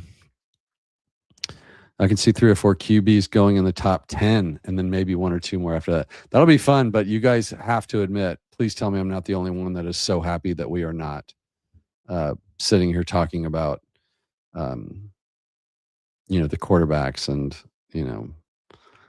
who we're going to get. Like, do we need to go through our last, 10 years, 16 different starting quarterbacks or whatever it was? Like, what a miserable time. And plus the coaches too. Like the coaches we went through after Kubiak walked. I still say they could have won back. They could have won another Super Bowl if even with Peyton being a shell of himself. The freaking mailman. Man, I was so disappointed today when I pulled up, checked the mail. I was even thinking, I even came home in time if there would have been a slip in there. Like, I don't know what you sent, if it was too big for the mailbox. If it had been too big for that, I would have drove all the way back to town to the post office to pick up whatever it was. So if your wife sent like some canned goodies or something like that, I was fully prepared to make the run. But yeah, nothing yet. So when you live in the sticks, like I do, so those of you that don't know, I could go outside and have my live band set up completely with a stage and blast, play a concert in my yard, and the cops would not show up because there would be no one to hear me unless they could hear me from about 1.5 miles away. It's my closest neighbor. It's 1.5 miles away. So kind of spoiled with room out here. So sometimes it does take a while to get the mail out here to the old ranch. So, yeah, me too. What a place to be in. I'm not going to do it, but I'm just curious. You go roster or depth chart. Will it let me go? No, it won't. I was going to say, I got the depth chart up here. I would love it to just let me go year by year. I'd probably have to go to a different website. But if you went, like this is 2026, I'd love to do a side by side. I wonder if anybody's got that. I'll do that for another show. I don't want to bore you guys. Maybe I did that. I know I did a show like that where I kind of like compared our rosters. Let's see, roster. What is this? Yeah, no, I thought I wanted to do a comparison to like how much our roster has changed. One, since Peyton came in. So his first draft was it 2021? That was the PS2 draft, right? And then you had Sean come in 23, and just how much our team has changed. I just thought it was interesting, but I should do I'll do like a quarterback rehash, just for perspective. I think most of you guys, based on what I see in the chat, what I see from our shows, you guys all are really up to date, with the history of where we came from. We're not like some upstart team where we have a bunch of new fans. Like the fans have been around for a while, and some of you guys are younger and some of you guys are older, I'm sure, but you guys know where we came from, all the Paxton Lynches of the world and the Case Keenum and Bridgewater and oh my gosh, I don't even want to think about like all the quarterbacks we went through. But it wasn't just that, it was running backs. It was, the only ones that stayed around was Bowles and Court, really, for a long time. Everybody else has been, kind of in and out. So, yeah, this is big, and this is a great comment. Not only Bo, the team, just like Sean Payton, the team, and maybe this is another place where Davis Webb plays better. The defense plays well at the beginning of the season, but the offense has been just god awful for the first 4 games of the last 2 seasons for the most part. They need to come out and play faster. They need to play better. That first 6-game slate is going to be, pretty important for the whole season. It's going to take a while for Bo to get respect. We're going to respect him, but yeah, the league, they're always going to blame, look at the first half of the season or first, quarter of the season and use it against him. But yeah, if he comes out hot, playing well, this team needs to score we need to get into that 28 points, 27 points a game stuff instead of this, 24, 22, 3, whatever. Score 27 points a game, you're going to win a lot of games. And they are. Broncos fans are pretty loyal. But this is a great point here. Imagine being a Cleveland Browns fan. I don't think I would ever, I never thought of leaving the team. But like I've been around long enough, been a fan long enough, watched the team long enough to see the highs and lows. And I don't know, you like adjust when you become like this crappy team and you take small victories. Like you hate the fact that you hate this coach, and I can't believe that Joe Flacco's our quarterback. Like, this is crap. I hate this. And yet you never really think of like going to another team. Like, it just, I don't know how people do that. It's so weird to me how anybody could even consider it. But Cleveland Browns, I mean, since 87 have, when I think that was the drive, like the Cleveland Browns, they had Bernie Kosar as their quarterback. They had really good football teams for a few years. Like, they were just the class of their division. They were really tough, and they were our rival. And we would beat them. I think we beat them 2 years in a row to get to the Super Bowl, 86 and 87 maybe. They never recovered from any of that, and then they just drafted terribly. They've made terrible moves since then, and then now they even look like they're in kind of a mess again. Like, it just looked like they maybe got better, but be thankful we have the ownership that we have, and the management and coaches that we have, because we're not going to be doing the coaching search in 2 years and quarterback search and having quarterback competitions in camp.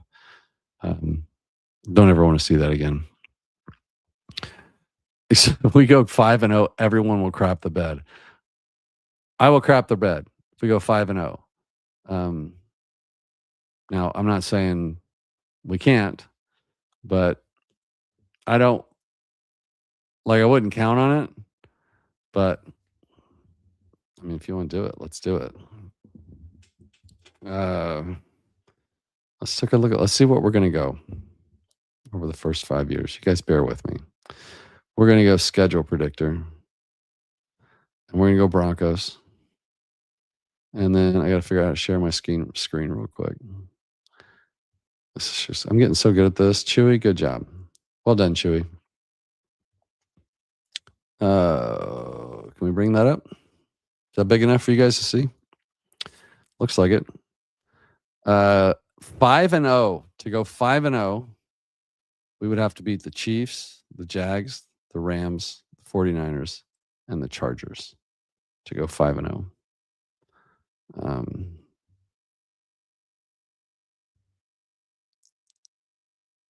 The day Cleveland Brown gets a QB, I'm going to be happy for them. I mean, me too. Especially because they're not in our division.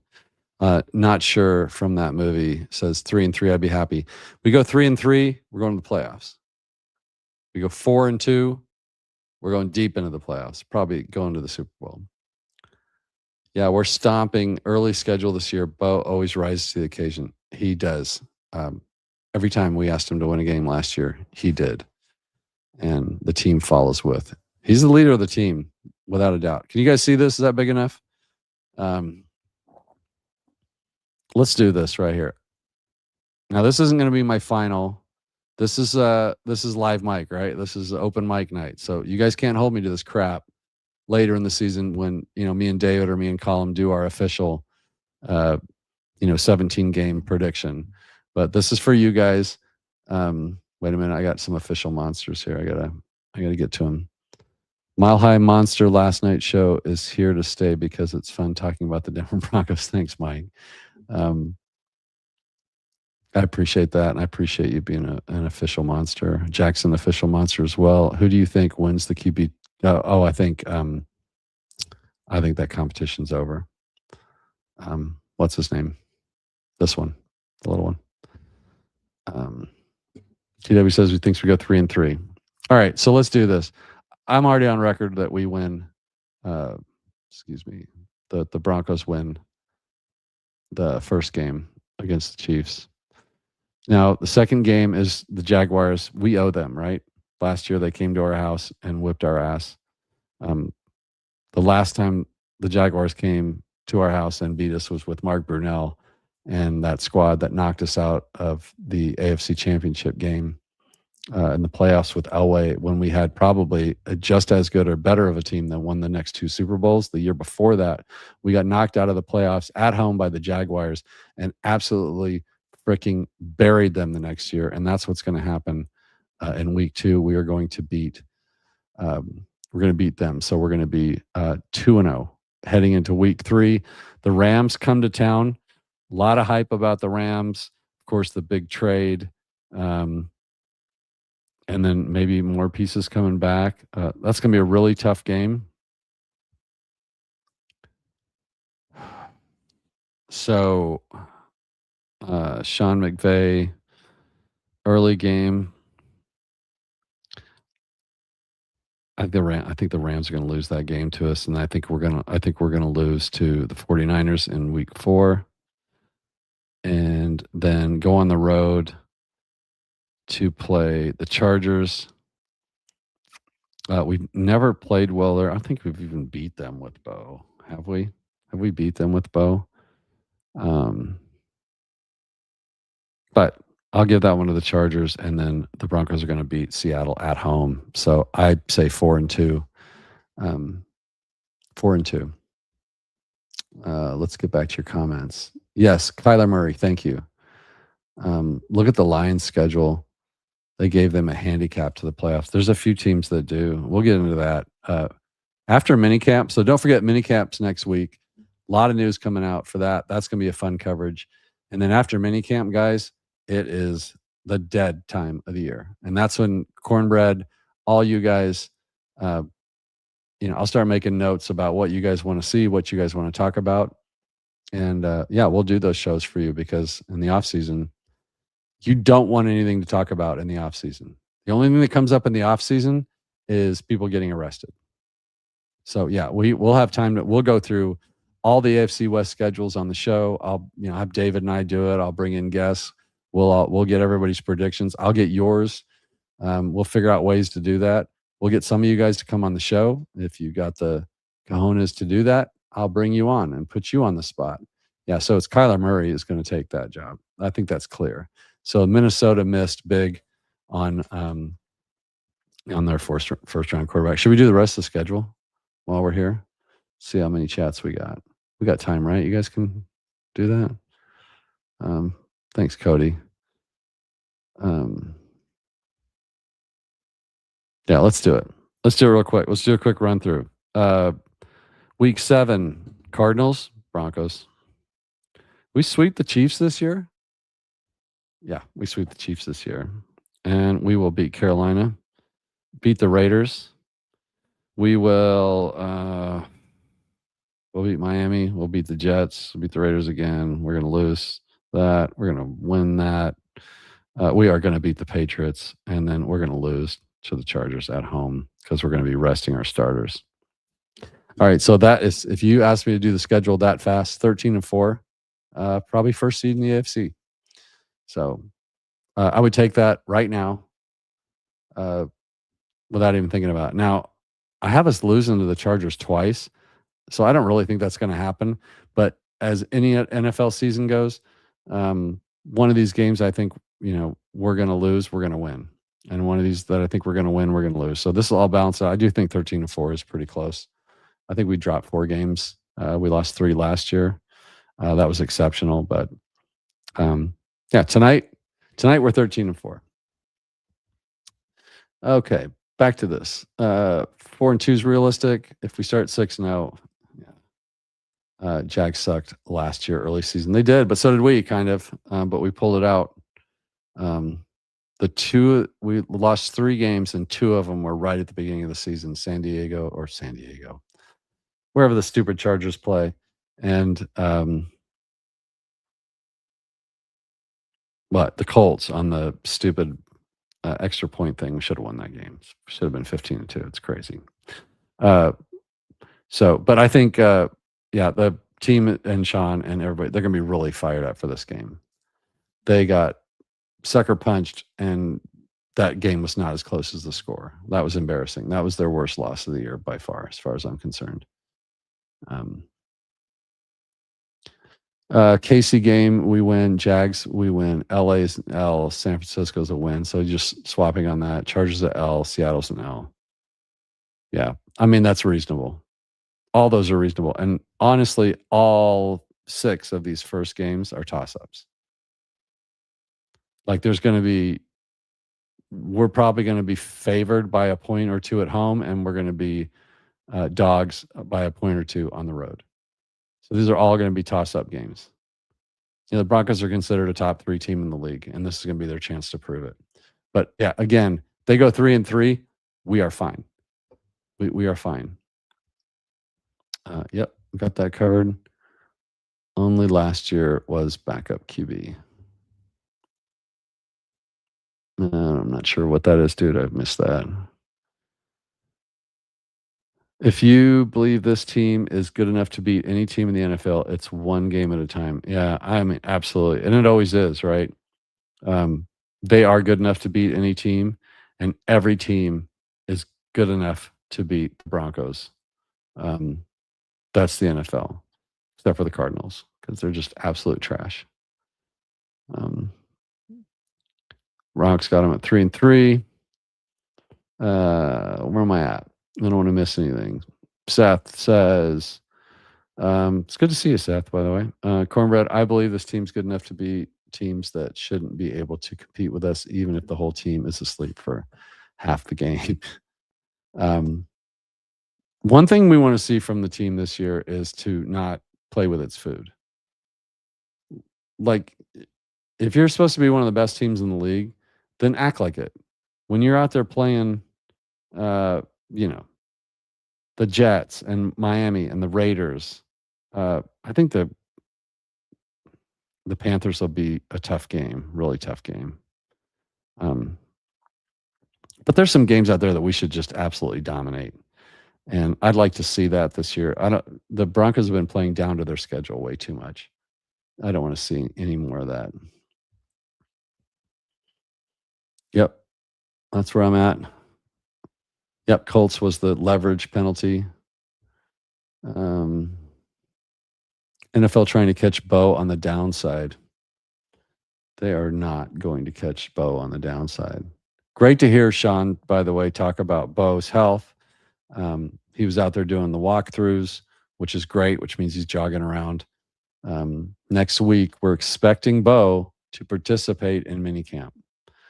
Now, I know we're all eager to see Bo out there playing and running around, but I am also, I don't care enough that I want to risk, do any risk to his health, because we got the whole summer until the end of July or whenever training camp starts. And I don't have those dates in front of me, but I know it's towards the end of July, right? So you're talking about a whole month or so to just, continuing rehab, running, cutting, doing all that stuff. But coach made it a point to say, when the bullets start flying this year, he doesn't see us being able to notice any change in Bo's play, his ability to run, evade sack, evade pressure. Love hearing that. And for those of you thinking, well, what else is he going to say? Here's what I would say to you. These are the times where you'll hear things like, he's on schedule. We're happy with his progress. We're going to take it easy on him. We're being cautious. We're going to leave him out until, training camp, and then we're going to ease him back in. We're going to save him for the season. They're not saying any of that. They're saying, hey, we're probably going to have him out there next week. He's out there trotting around a little bit. That's all I need. I don't even need him to do that. So it's not what they're saying. It's what they're not saying. It's so easy. It's like I was talking about with Waddle. And guys, we're going on 2 hours here. So thank God for you guys absolutely torching my voice. But it doesn't look like the wife's home yet. So it looks like I'm in the clear. So I'll give you, I got another little bit left in me. But what they're saying about Waddle, you make your big offseason trade, a first and a third, you bring in Jalen Waddle, and like Davis Webb, find somebody that talks about you the way Davis Webb talks about Jalen Waddle. He's just like, man, he's so good. he's just amazing. He's a difference maker. He's so this, he's so that. For you cynics out there, yeah, like what else is he going to say? Well, what else he could be saying is, it's a learning curve. It takes time to learn the offense, but we like what we've seen so far, and you he's getting in shape, still getting in shape. Like things like that is what you'll hear when the team's not happy with a player. They'll temper it. They'll say kind of sideways nice things about you. He's coming along. He's still learning the offense. It's a complicated system, so we're easing him into it. But he's working hard. Whatever. They're just like, oh my God, this guy. So yeah, that's what you want to hear from your big time players. So sorry, in time response was Chargers. Yeah, that's a problem with trying to keep up with the chat. Sometimes I lose where we are. We have so much continuity this year. I'm hopeful that it helps us start better this year. I think that's going to be the case. Like nobody's like being in the same system for 3 years in a row is going to be super helpful for these guys. The coaches are going to have to set the mindset that like there's no tomorrow. Like these, almost every game this year is a playoff game. That Kansas City one is a tone setter. Going on the road to Kansas City, they go there and they win that game. That is going to be so huge. If they lose that game, it's weird how it's not that big of a deal because it's on the road in Kansas City against a division rival. Kansas City's expected to win that game to whoever comes into town. They're expected to beat every single team that comes to Kansas City in a way that Bo is expected to beat every single team that comes to our house. So, and looking back at this, I did pick all the home games. So, for the first 6. So we're going to win. We're going to win at Kansas City. But again, continuity should help, especially on defense, where Vance Joseph does get a little cute sometimes. It kind of drives me crazy, but that's for another show. The Bronc, they haven't seen wide receiver Jalen Waddle play for the Broncos yet. Yeah, they don't know what's coming. Bo's badass in the pocket. To be honest, Sean's been trying to break him of the college football scramble habit. He's won shootouts on his legs. All we needed was a last minute scramble. I think Sean it'll be interesting to see if they certainly, I don't see them calling any, run plays for him right away. But he's really hard to sack. And I know that Sean really likes them about him. But we saw that later, certainly after the break last year, that he does hang in the pocket and look to hunt on those deep balls like he did with in the Buffalo game. So hopefully that carries over to next season. My wife is the biggest fan and biggest critic. So she's the one that's the biggest critic for the Broncos. I love that because she's passionate. My wife's the optimist. My son will always be there watching the games with me, and we'll get really poopy during the game and be like, "Oh, we lost. There's no way. We suck. We suck again." All that coping stuff that we do. Most of it's in fun, but my wife Teresa, she doesn't take that. She's like, "We're coming back. We're going to win this game. You guys shut up. Don't be so negative." And then, 14 times last year, she was right. So don't judge. Don't ever doubt old Mrs. C. She knows. Don Mars, good to see you, buddy. I can see Broncos getting a win streak of 9 or better. Honestly, I can see them winning 9 games. 1, 2, 3, 4, 5, 6, 7, 8. I have got them on an 8. I gave them an 8-game win streak on the one I just did. Right? Isn't that 1, 2, 3, 4, 5, 6, 7, 8, 9? I do. I've got them for a win streak of 9 right there. So we're on the same page, Don. If you didn't see that. So there you go. Davis Webb also talked about Broncos' new wide receiver coach, Ron Curry. Yeah, it was funny when he said that too, wasn't it, Ron? When he was like, "Man, I'm so happy that he's here," and then he was like, "Oh, but I really liked, the old one, but I'm super happy to have Ronald Curry." Like he was excited, you could tell. I think that's going to be a big difference. So let's get rid of those drops. Can't be second in the league in drops anymore if we want to do what we want to do, which is not have a bunch of one-score games. It's just not that replicable. The way we won a few of those games. Now we still would have made the playoffs. If we dropped a couple more games, we still would have made the playoffs. 12-5 still would have won the AFC West, right? Didn't the Chargers go like 11-6 or something? So, but that first seed, was huge. So, son is 3. He knows the logos. That's so fun.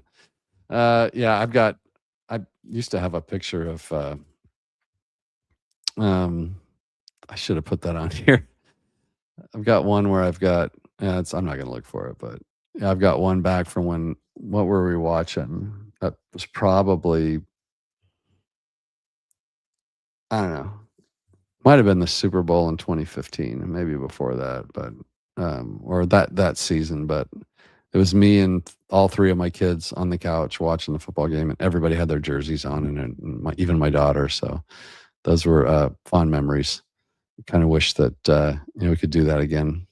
So, G-Man, the Mile High Monsters discussion tonight is on fire, and it's only the middle of June. I can't wait for the regular season to start with my Broncos brothers. And that is a great comment, G-Man. Thank you so much. It's because of all you guys in the chat hanging with me for 2 hours. That's crazy on a Friday night. Like, what were you guys thinking? I do have to say, I really want to thank Cornbread and Cody, $5 super chats from both of you guys. I want to thank all of my members that have signed up for Mile High members. You guys make a world of difference. These, these special shows will be for you and just you guys eventually. So, but that's, there's so many to go through. I'll never get to them all, but I want to thank everyone for coming in. Of course, Cody, Chepa, Cornbread, as always, Jackson, Rich, The Ronk, of course. I think there was one other. Where are you at? I think I had another member in tonight. If I don't repeat it, you guys know I'm old and I won't miss it. There's so many. What do I got? I can't even keep track of how many comments we've got. Probably over 100 something. So I won't waste your time, but I just want to thank everybody for coming in. G-Man, of course. Didn't see Brett tonight. A little disappointed in Brett, so we're going to have to talk about that. But thanks for all the memberships. It was great to get all those this week. It's great to get all the likes. Please, guys, if you're in here, please hit the like. You don't have to subscribe. If you do, you won't regret it. I promise you. The shows we do are a lot of fun, and they're different from anything else you watch tonight. So tonight is sit here and have a little drink and talk with my friends, and that's what we did tonight. Don't hold it against me if it's a little scatterbrained, but I appreciate this comment from G-Man because I don't want to stop doing these. I don't want to be like anybody else. I don't feel the need to copy like someone. I just like this night, whenever you see open mic night on there, that's what it's going to be. So if if this isn't what you want to watch, then I will make sure that it says open mic night on the description, so it's not just me in the chat just talking, because that's basically what it's going to be. We're going to have fun. We're going to we'll do things on the fly. Like tonight we did the schedule predictions. Like we'll just do stuff. Why not? Just get crazy. I like that. I like the discussion. So like recapping, happy, not happy. Happy, not happy. Okay. Hopeful, Ellis. Worried, Jade Barron. Some of you want to get rid of some of my favorite players. No, this was the big topic. This is going to be the topic until it's not. I enjoyed that a lot. G-Man, I love this discussion. I'm going to stand by that. I just think if I woke up tomorrow and said the Broncos have hired, Von Miller to a 1-year, uh, $7 million contract with escalators for $1 million a sack or something like that, I would be live within 10 seconds, wearing whatever I'm wearing at the time. And we would go at it. So I just think it would be super fun for me. So, wow, you guys just went crazy when I was looking around. Seth, my guy, when I was 4, John Elway won the Super Bowl. I jumped off the couch and split my nose open, and my parents had to take me to the ER on a ski try. Oh my gosh! So where do you live? You must be living somewhere where they had to. What's a ski try? Is that like one of those like tractors with the skis on it? Like do you live somewhere where you would have to do that? Oh, and when you split your nose open, you bled orange and blue. So that's how you knew. You missed my last post. Where did I miss your last post? Did I touch it and then not see it? Dude, I've got so many in the chat tonight. I don't know. Repeat the post. I don't want to miss your post. Because they at least they fixed them now, so they kind of go dim after you clicked them. But I'll let you in a little secret. When the chat goes this fast, when you move the mouse over to click on a chat, right as you're getting ready to click on it, it updates. Like they all move up this far and you click on one down here, and it does it to me all the time. And I don't know, there's no way to fix it because it just updates like that. But I'm sorry I missed your last post. I don't know what it was, but if you want it on, get it on before we sign off. Seth, again, love your show, bro. David is a beast. He and his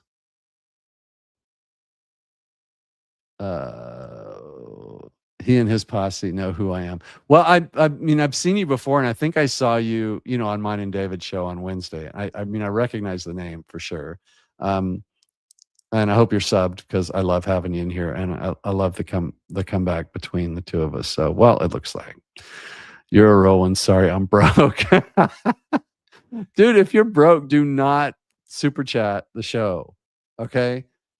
All you rich people out there, sub, and I don't need you to do $2 if you're broke, man. That makes me feel awful. But I'm also so thankful that you would do that. I've done that in the past too. I was like, the reason I don't have any money, and I'm still like going like, hey, here's $2 super chat. But that means a lot. Thank you, Seth. Love having you in here. Unhappy pick. What the hell? Oh, yeah. You're talking about when I was going through. Sorry, I'm such a millennial. I need to finish my thoughts in a single sentence. So I have a millennial. One of my sons is a millennial, so I totally get it. Yeah, I feel you. So what? But cornbread. What did I miss?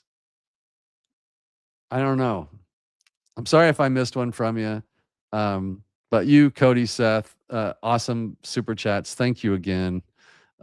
This is the way. 2 movies. I literally have no idea what you're talking about. Like I don't. You've completely lost me. The show's gone off the rails. Listen to my voice. I've lost it. 2 hours and 3 minutes. I think my longest show ever is 2:34. And I'm trying to remember who I had on then. But it wasn't a solo show, I can tell you that. But I think my longest show was 2 hours and 34 minutes or something like that. And now I'm at the point where I'm losing my voice, but I'm also thinking 20 more minutes. Like, can I do 20 more minutes and break my all-time record and go 2.5 hours? If I'm still getting comments, I'm going to stay. So yeah, we're going to try and set the record tonight. And if I just have to make up stuff That's what I'm going to do because it's just my monsters watching now at this point. So Cornbread is not a millennial. Okay, I can promise you that. Is it blocking? It might be. Is what blocking? Dude, I know you got to get up. Yeah, see, Cornbread's 58, so he's not a millennial.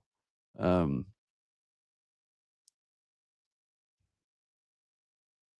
need, baby. I'll show up if I find you. I haven't seen anyone leave.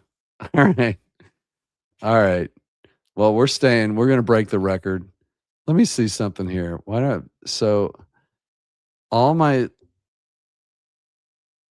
super chats, you can just go to starred chats and there they are. But I thought there was a way to set this up so just the members chats showed up too. I need to like to automatically star member chats. I'm going to get that setting going too, because for now this is great because I can kind of keep up. But after a while it gets overwhelming, and if I'm missing Cornbread or I'm missing one of my members chats, I'm going to be super sad because that is the access I promised them. Resign Mims, dude, back to Broncos. Look, I'm 100% on board with resigning Mims. TW 403 or 413 or 314 or whatever he is. TW is like, say goodbye to those guys. And I totally disagree with that. I want Mims back. I don't know that they'll do it, but I am on board hoping they do. I will say he will fall into that one category, Seth, of like you hear other teams will say he's in a contract year. And so he really needs to, this is his chance to, show the team what he can do. This is one of those cases, I think. Like, if he comes out and has a big year and outplays Bryant and Mims, then I can see him coming back. And then we'll see what happens with the other guys. But, well, I was using the Conan the Barbarian saying about crush your enemy. And okay. Now this one I know. This is the way, of course. But it's so out of context, I don't even know what you're talking about anymore, because it's funny how you write like a millennial, but you're not. Like you start a comment and then 8 comments go by and then you put the second part of what you're saying in there. And so I have no idea what it is you're saying. So Jackson, I'm stuck in between millennials and Gen X. Yeah, so you're what? 38, something like that? No, you could be 30, mid 30s, right? You could be anywhere in there. Like generations are bullshit. They're like astronomical signs. Like there's a lot of truth to it, but it's more about okay, so you're 46. I think a lot of grown men in here. My stats would tell you that 25 to what is it? 25 to like 54 or something is 90% of my people that watch, and then like 0 women. like my wife is always like, oh yeah, but the girls are gonna love you, and I'm like, well, first of all, I'm as old as Sean Payton, so you don't need to worry about like the girls. And then 2, there are no girls that watch this show. I've never had one female comment or say that they watched. Well, that's not true. Bree Macis, but nobody outside of the business have I ever seen come in here. And when I do look at my YouTube analysis or analytics, who's watching, where they're watching from, how long they watch, all this stuff. It's like viewership, ages, and then it breaks it down male, female, and it's like 100% male. Like there are no girls that watch the show, no women that watch the show. So I am Gen X. So what do we got? The Broncos do have NFL undrafted free agency player Caleb Katzis. He can take over for Marvin as a returner. Use Marvin Mims more on the Broncos offense. Now, I'm hearing what you guys are hearing. So obviously, Ronk, you're hearing this too. Maybe you're hearing it on other shows, but I don't really have a chance to watch the other shows anymore. I used to watch the show that named you with Chad Jensen, but I rarely catch those for two reasons. I want you guys to know this. A lot of us don't watch other people's shows because I don't want to watch, let's say I watch Mile High Huddle, which is, one of your big shows. And that's where I first learned who you were. You don't want to watch somebody else's show and then do a show and then you're just basically repeating what they said. And you don't want to be accused of it, nor do you want to even accidentally do it. So I'm not hearing all this Katz's stuff that a lot of people are hearing. I do know that my understanding is that I've seen some tweets where some of the guys that do shows are like high on him. Now he's an undrafted rookie, super fast. And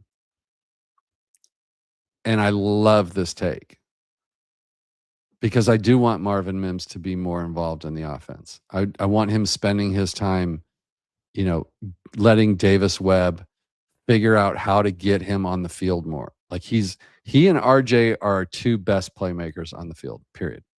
Now, Bo Nix, we'll never put, Bo Nix is our man. He's everything. You take any other player off the team except Bo Nix. He's the last person that I want off the team for a game, including PS2. Like Bo Nix, number one. But I want Marvin Mims on the field more. And this might be a way to do that.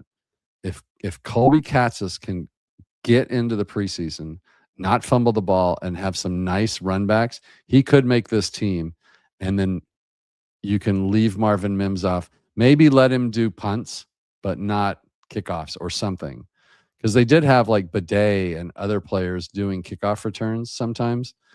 I don't want to risk Marvin Mims on this. Maybe me and Cornbread are the only two that are this high on Marvin Mims. I don't know. But I certainly am. And I'm surprised Cornbread is still in here because that guy's got to be up in like 5 hours or something like that. So this is crazy. Seth, yeah, Corn Baby. Corn Baby. Oh my God. I just want to put out that Cornbread's first name is David, by the way. But we can't use that because I do a show with David. And I might have some news for you guys on that. I don't have it tonight. I might have some really good news for me and David coming up. So good things are happening here for Monsters, guys. It's all because of you. The show's going to be huge. And we have big plans for the show. So all our shows. Yeah, Corn Baby. Terminally online after maturity means millennial online. I'm 32 and I'm more of a Luddite than all of you. Well, that's possible. Now you're 32, so you're the same age as my oldest son. So I do have a 32-year-old son, which is probably why I relate I feel like I could relate really well to you. So you may call yourself a millennial, but yeah, I don't buy all that shit. For a while there, I was told my uncle, so my mom's brother and I were like in the same generation. And I'm like, oh, come on. Like we're literally not even close to the same generation. Like there's nothing about us that would put us in the same generation. That's why generations is just like way too vague. It's just crap. Jackson's 45. Jackson, you know what? I would not have guessed that. Jackson, I had you in your early 30s too. I think it might be like, is Jackson your first name? I think I looked at your YouTube page once. Like your name is Jackson or something, right? Like that. And I thought with a first name of Jackson, I assumed you were younger. But then you signed up as a member and I was like, no, he's an adult because, you can afford to be a member and that's awesome. Not sure from that movie, LOL. I do love your username. I only see you in here once in a while. It's so cool that you're here though, dude.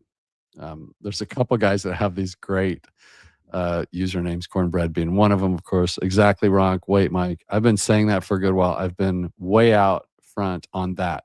You just did it again. Way out on front on what? How did the comments go? Like I tell you we're going for the record here, and then now you guys are, definitely gonna make me do that. Sorry, put us back on the Broncos, then immediately went ADHD. Let's see all our new pieces open up. See our new pieces open up? What the hell does that mean? I don't even know what that means. Ronk's 43, turning 44 in October. And a Denver Broncos fan. You are quite the Denver Broncos fan, Ronk. We know that. Mike, if anybody has a birthday coming up, let us know. We'll do a shout out too. I gotta do that. Smoking that Mims lettuce, the devil's lettuce. You sicko. I'm a daily senile neophyte. Now you guys are waiting for to put words on here that I'm not going to understand, but I'm educated and I'm going to show you that I can pronounce almost all these words. So you guys are going to put some word up here I can't possibly pronounce, but Cornbread, my phrase is a term of endearment. You've got amazing takes. He does. Guys, I talk to Cornbread, we have our own chat line too. So always feel free to reach out to me. If you find me on Twitter, you're always more than welcome to find me over at Mike_Carmellini. Surprised I don't have that up there, but yeah, if you guys don't know where I am, get me on Twitter. I got hacked. What was it, like a month ago or so, and lost my Twitter page, lost 2,200, and I'm back to 600 after the last couple weeks, but it sucks. So if you were following me and you haven't noticed, get back and follow me and I'll follow you back. And then you guys can always DM me if you guys want to talk offline, or we want to talk about something on the show coming up and to make sure we get to it, you're always welcome to do that. I love the input, and certainly for shows like this too. Yeah. Seth doesn't think you're crazy. So that's one of us. We have one that doesn't think you're crazy. I may actually be crazy, but I told my in-laws the Bears would kick ass last. The Chicago Bears? Oh, last year, shoot, I hit enter. So maybe I'm a savant. Yeah, you're a savant, all right. Paul shows up 2 hours in, and Paul shows up. We are going to cut Cooper, I bet. Dude, we covered that ad nauseum at the beginning of the show. Very few of us don't think he's being cut, Paul. Now, I haven't checked anything. Have you guys? I'm assuming you guys don't just sit here and listen to me ramble. And by the way, what's the latest? I'm probably about to see that. I don't see anything on Cooper. Just checking my Twitter feed here real quick. Looks like the USA win. I haven't seen anything on the USA. The U.S. starts its World Cup campaign with a victory, 3 points versus Paraguay. So 4-1 final for USA. USA. Jay Weaver did not come in to hear me do a USA chant, and that's on you. And guys, we are about 12 minutes away from the longest show ever, so we're going to keep it going. And yeah, we're just going to do it. It's going to do the longest show ever. Why not? Let me check.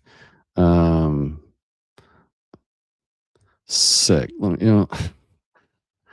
I don't know how much trouble I'll get in for showing you guys this, but oh no, she says she's home. The wife's home, so that means we got to go. She sent me a picture to show me that she's sitting in my courtyard waiting for me. So I'm going to share this with you, so you guys don't get me in trouble. Don't tell my wife I did this. Let's see if I can get it up here. Here it is.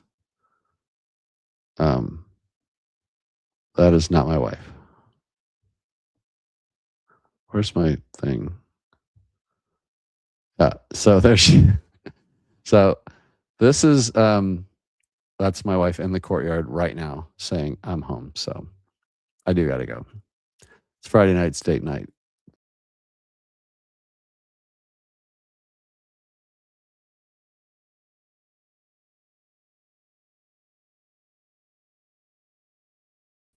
You guys still there? I lost you for a second. Might be.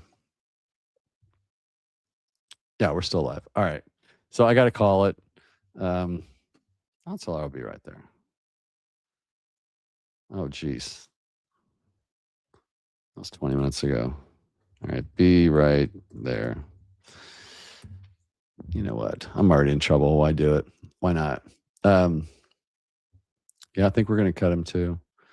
God, all the comments. How did all these comments come in? 11/17. Ronk saying hi to Paul. It's good to see you, Paul. Cornbread, that's all I need, Mike, for verification. Just one. I don't know. I'm lost. I'll rewatch. Hey, Ronk and Mike. 2 mics, actually, Paul, right? Bro, I love it. If something doesn't make sense, just skip to the next. People on the internet never finish their thoughts. USA. Yeah, we won.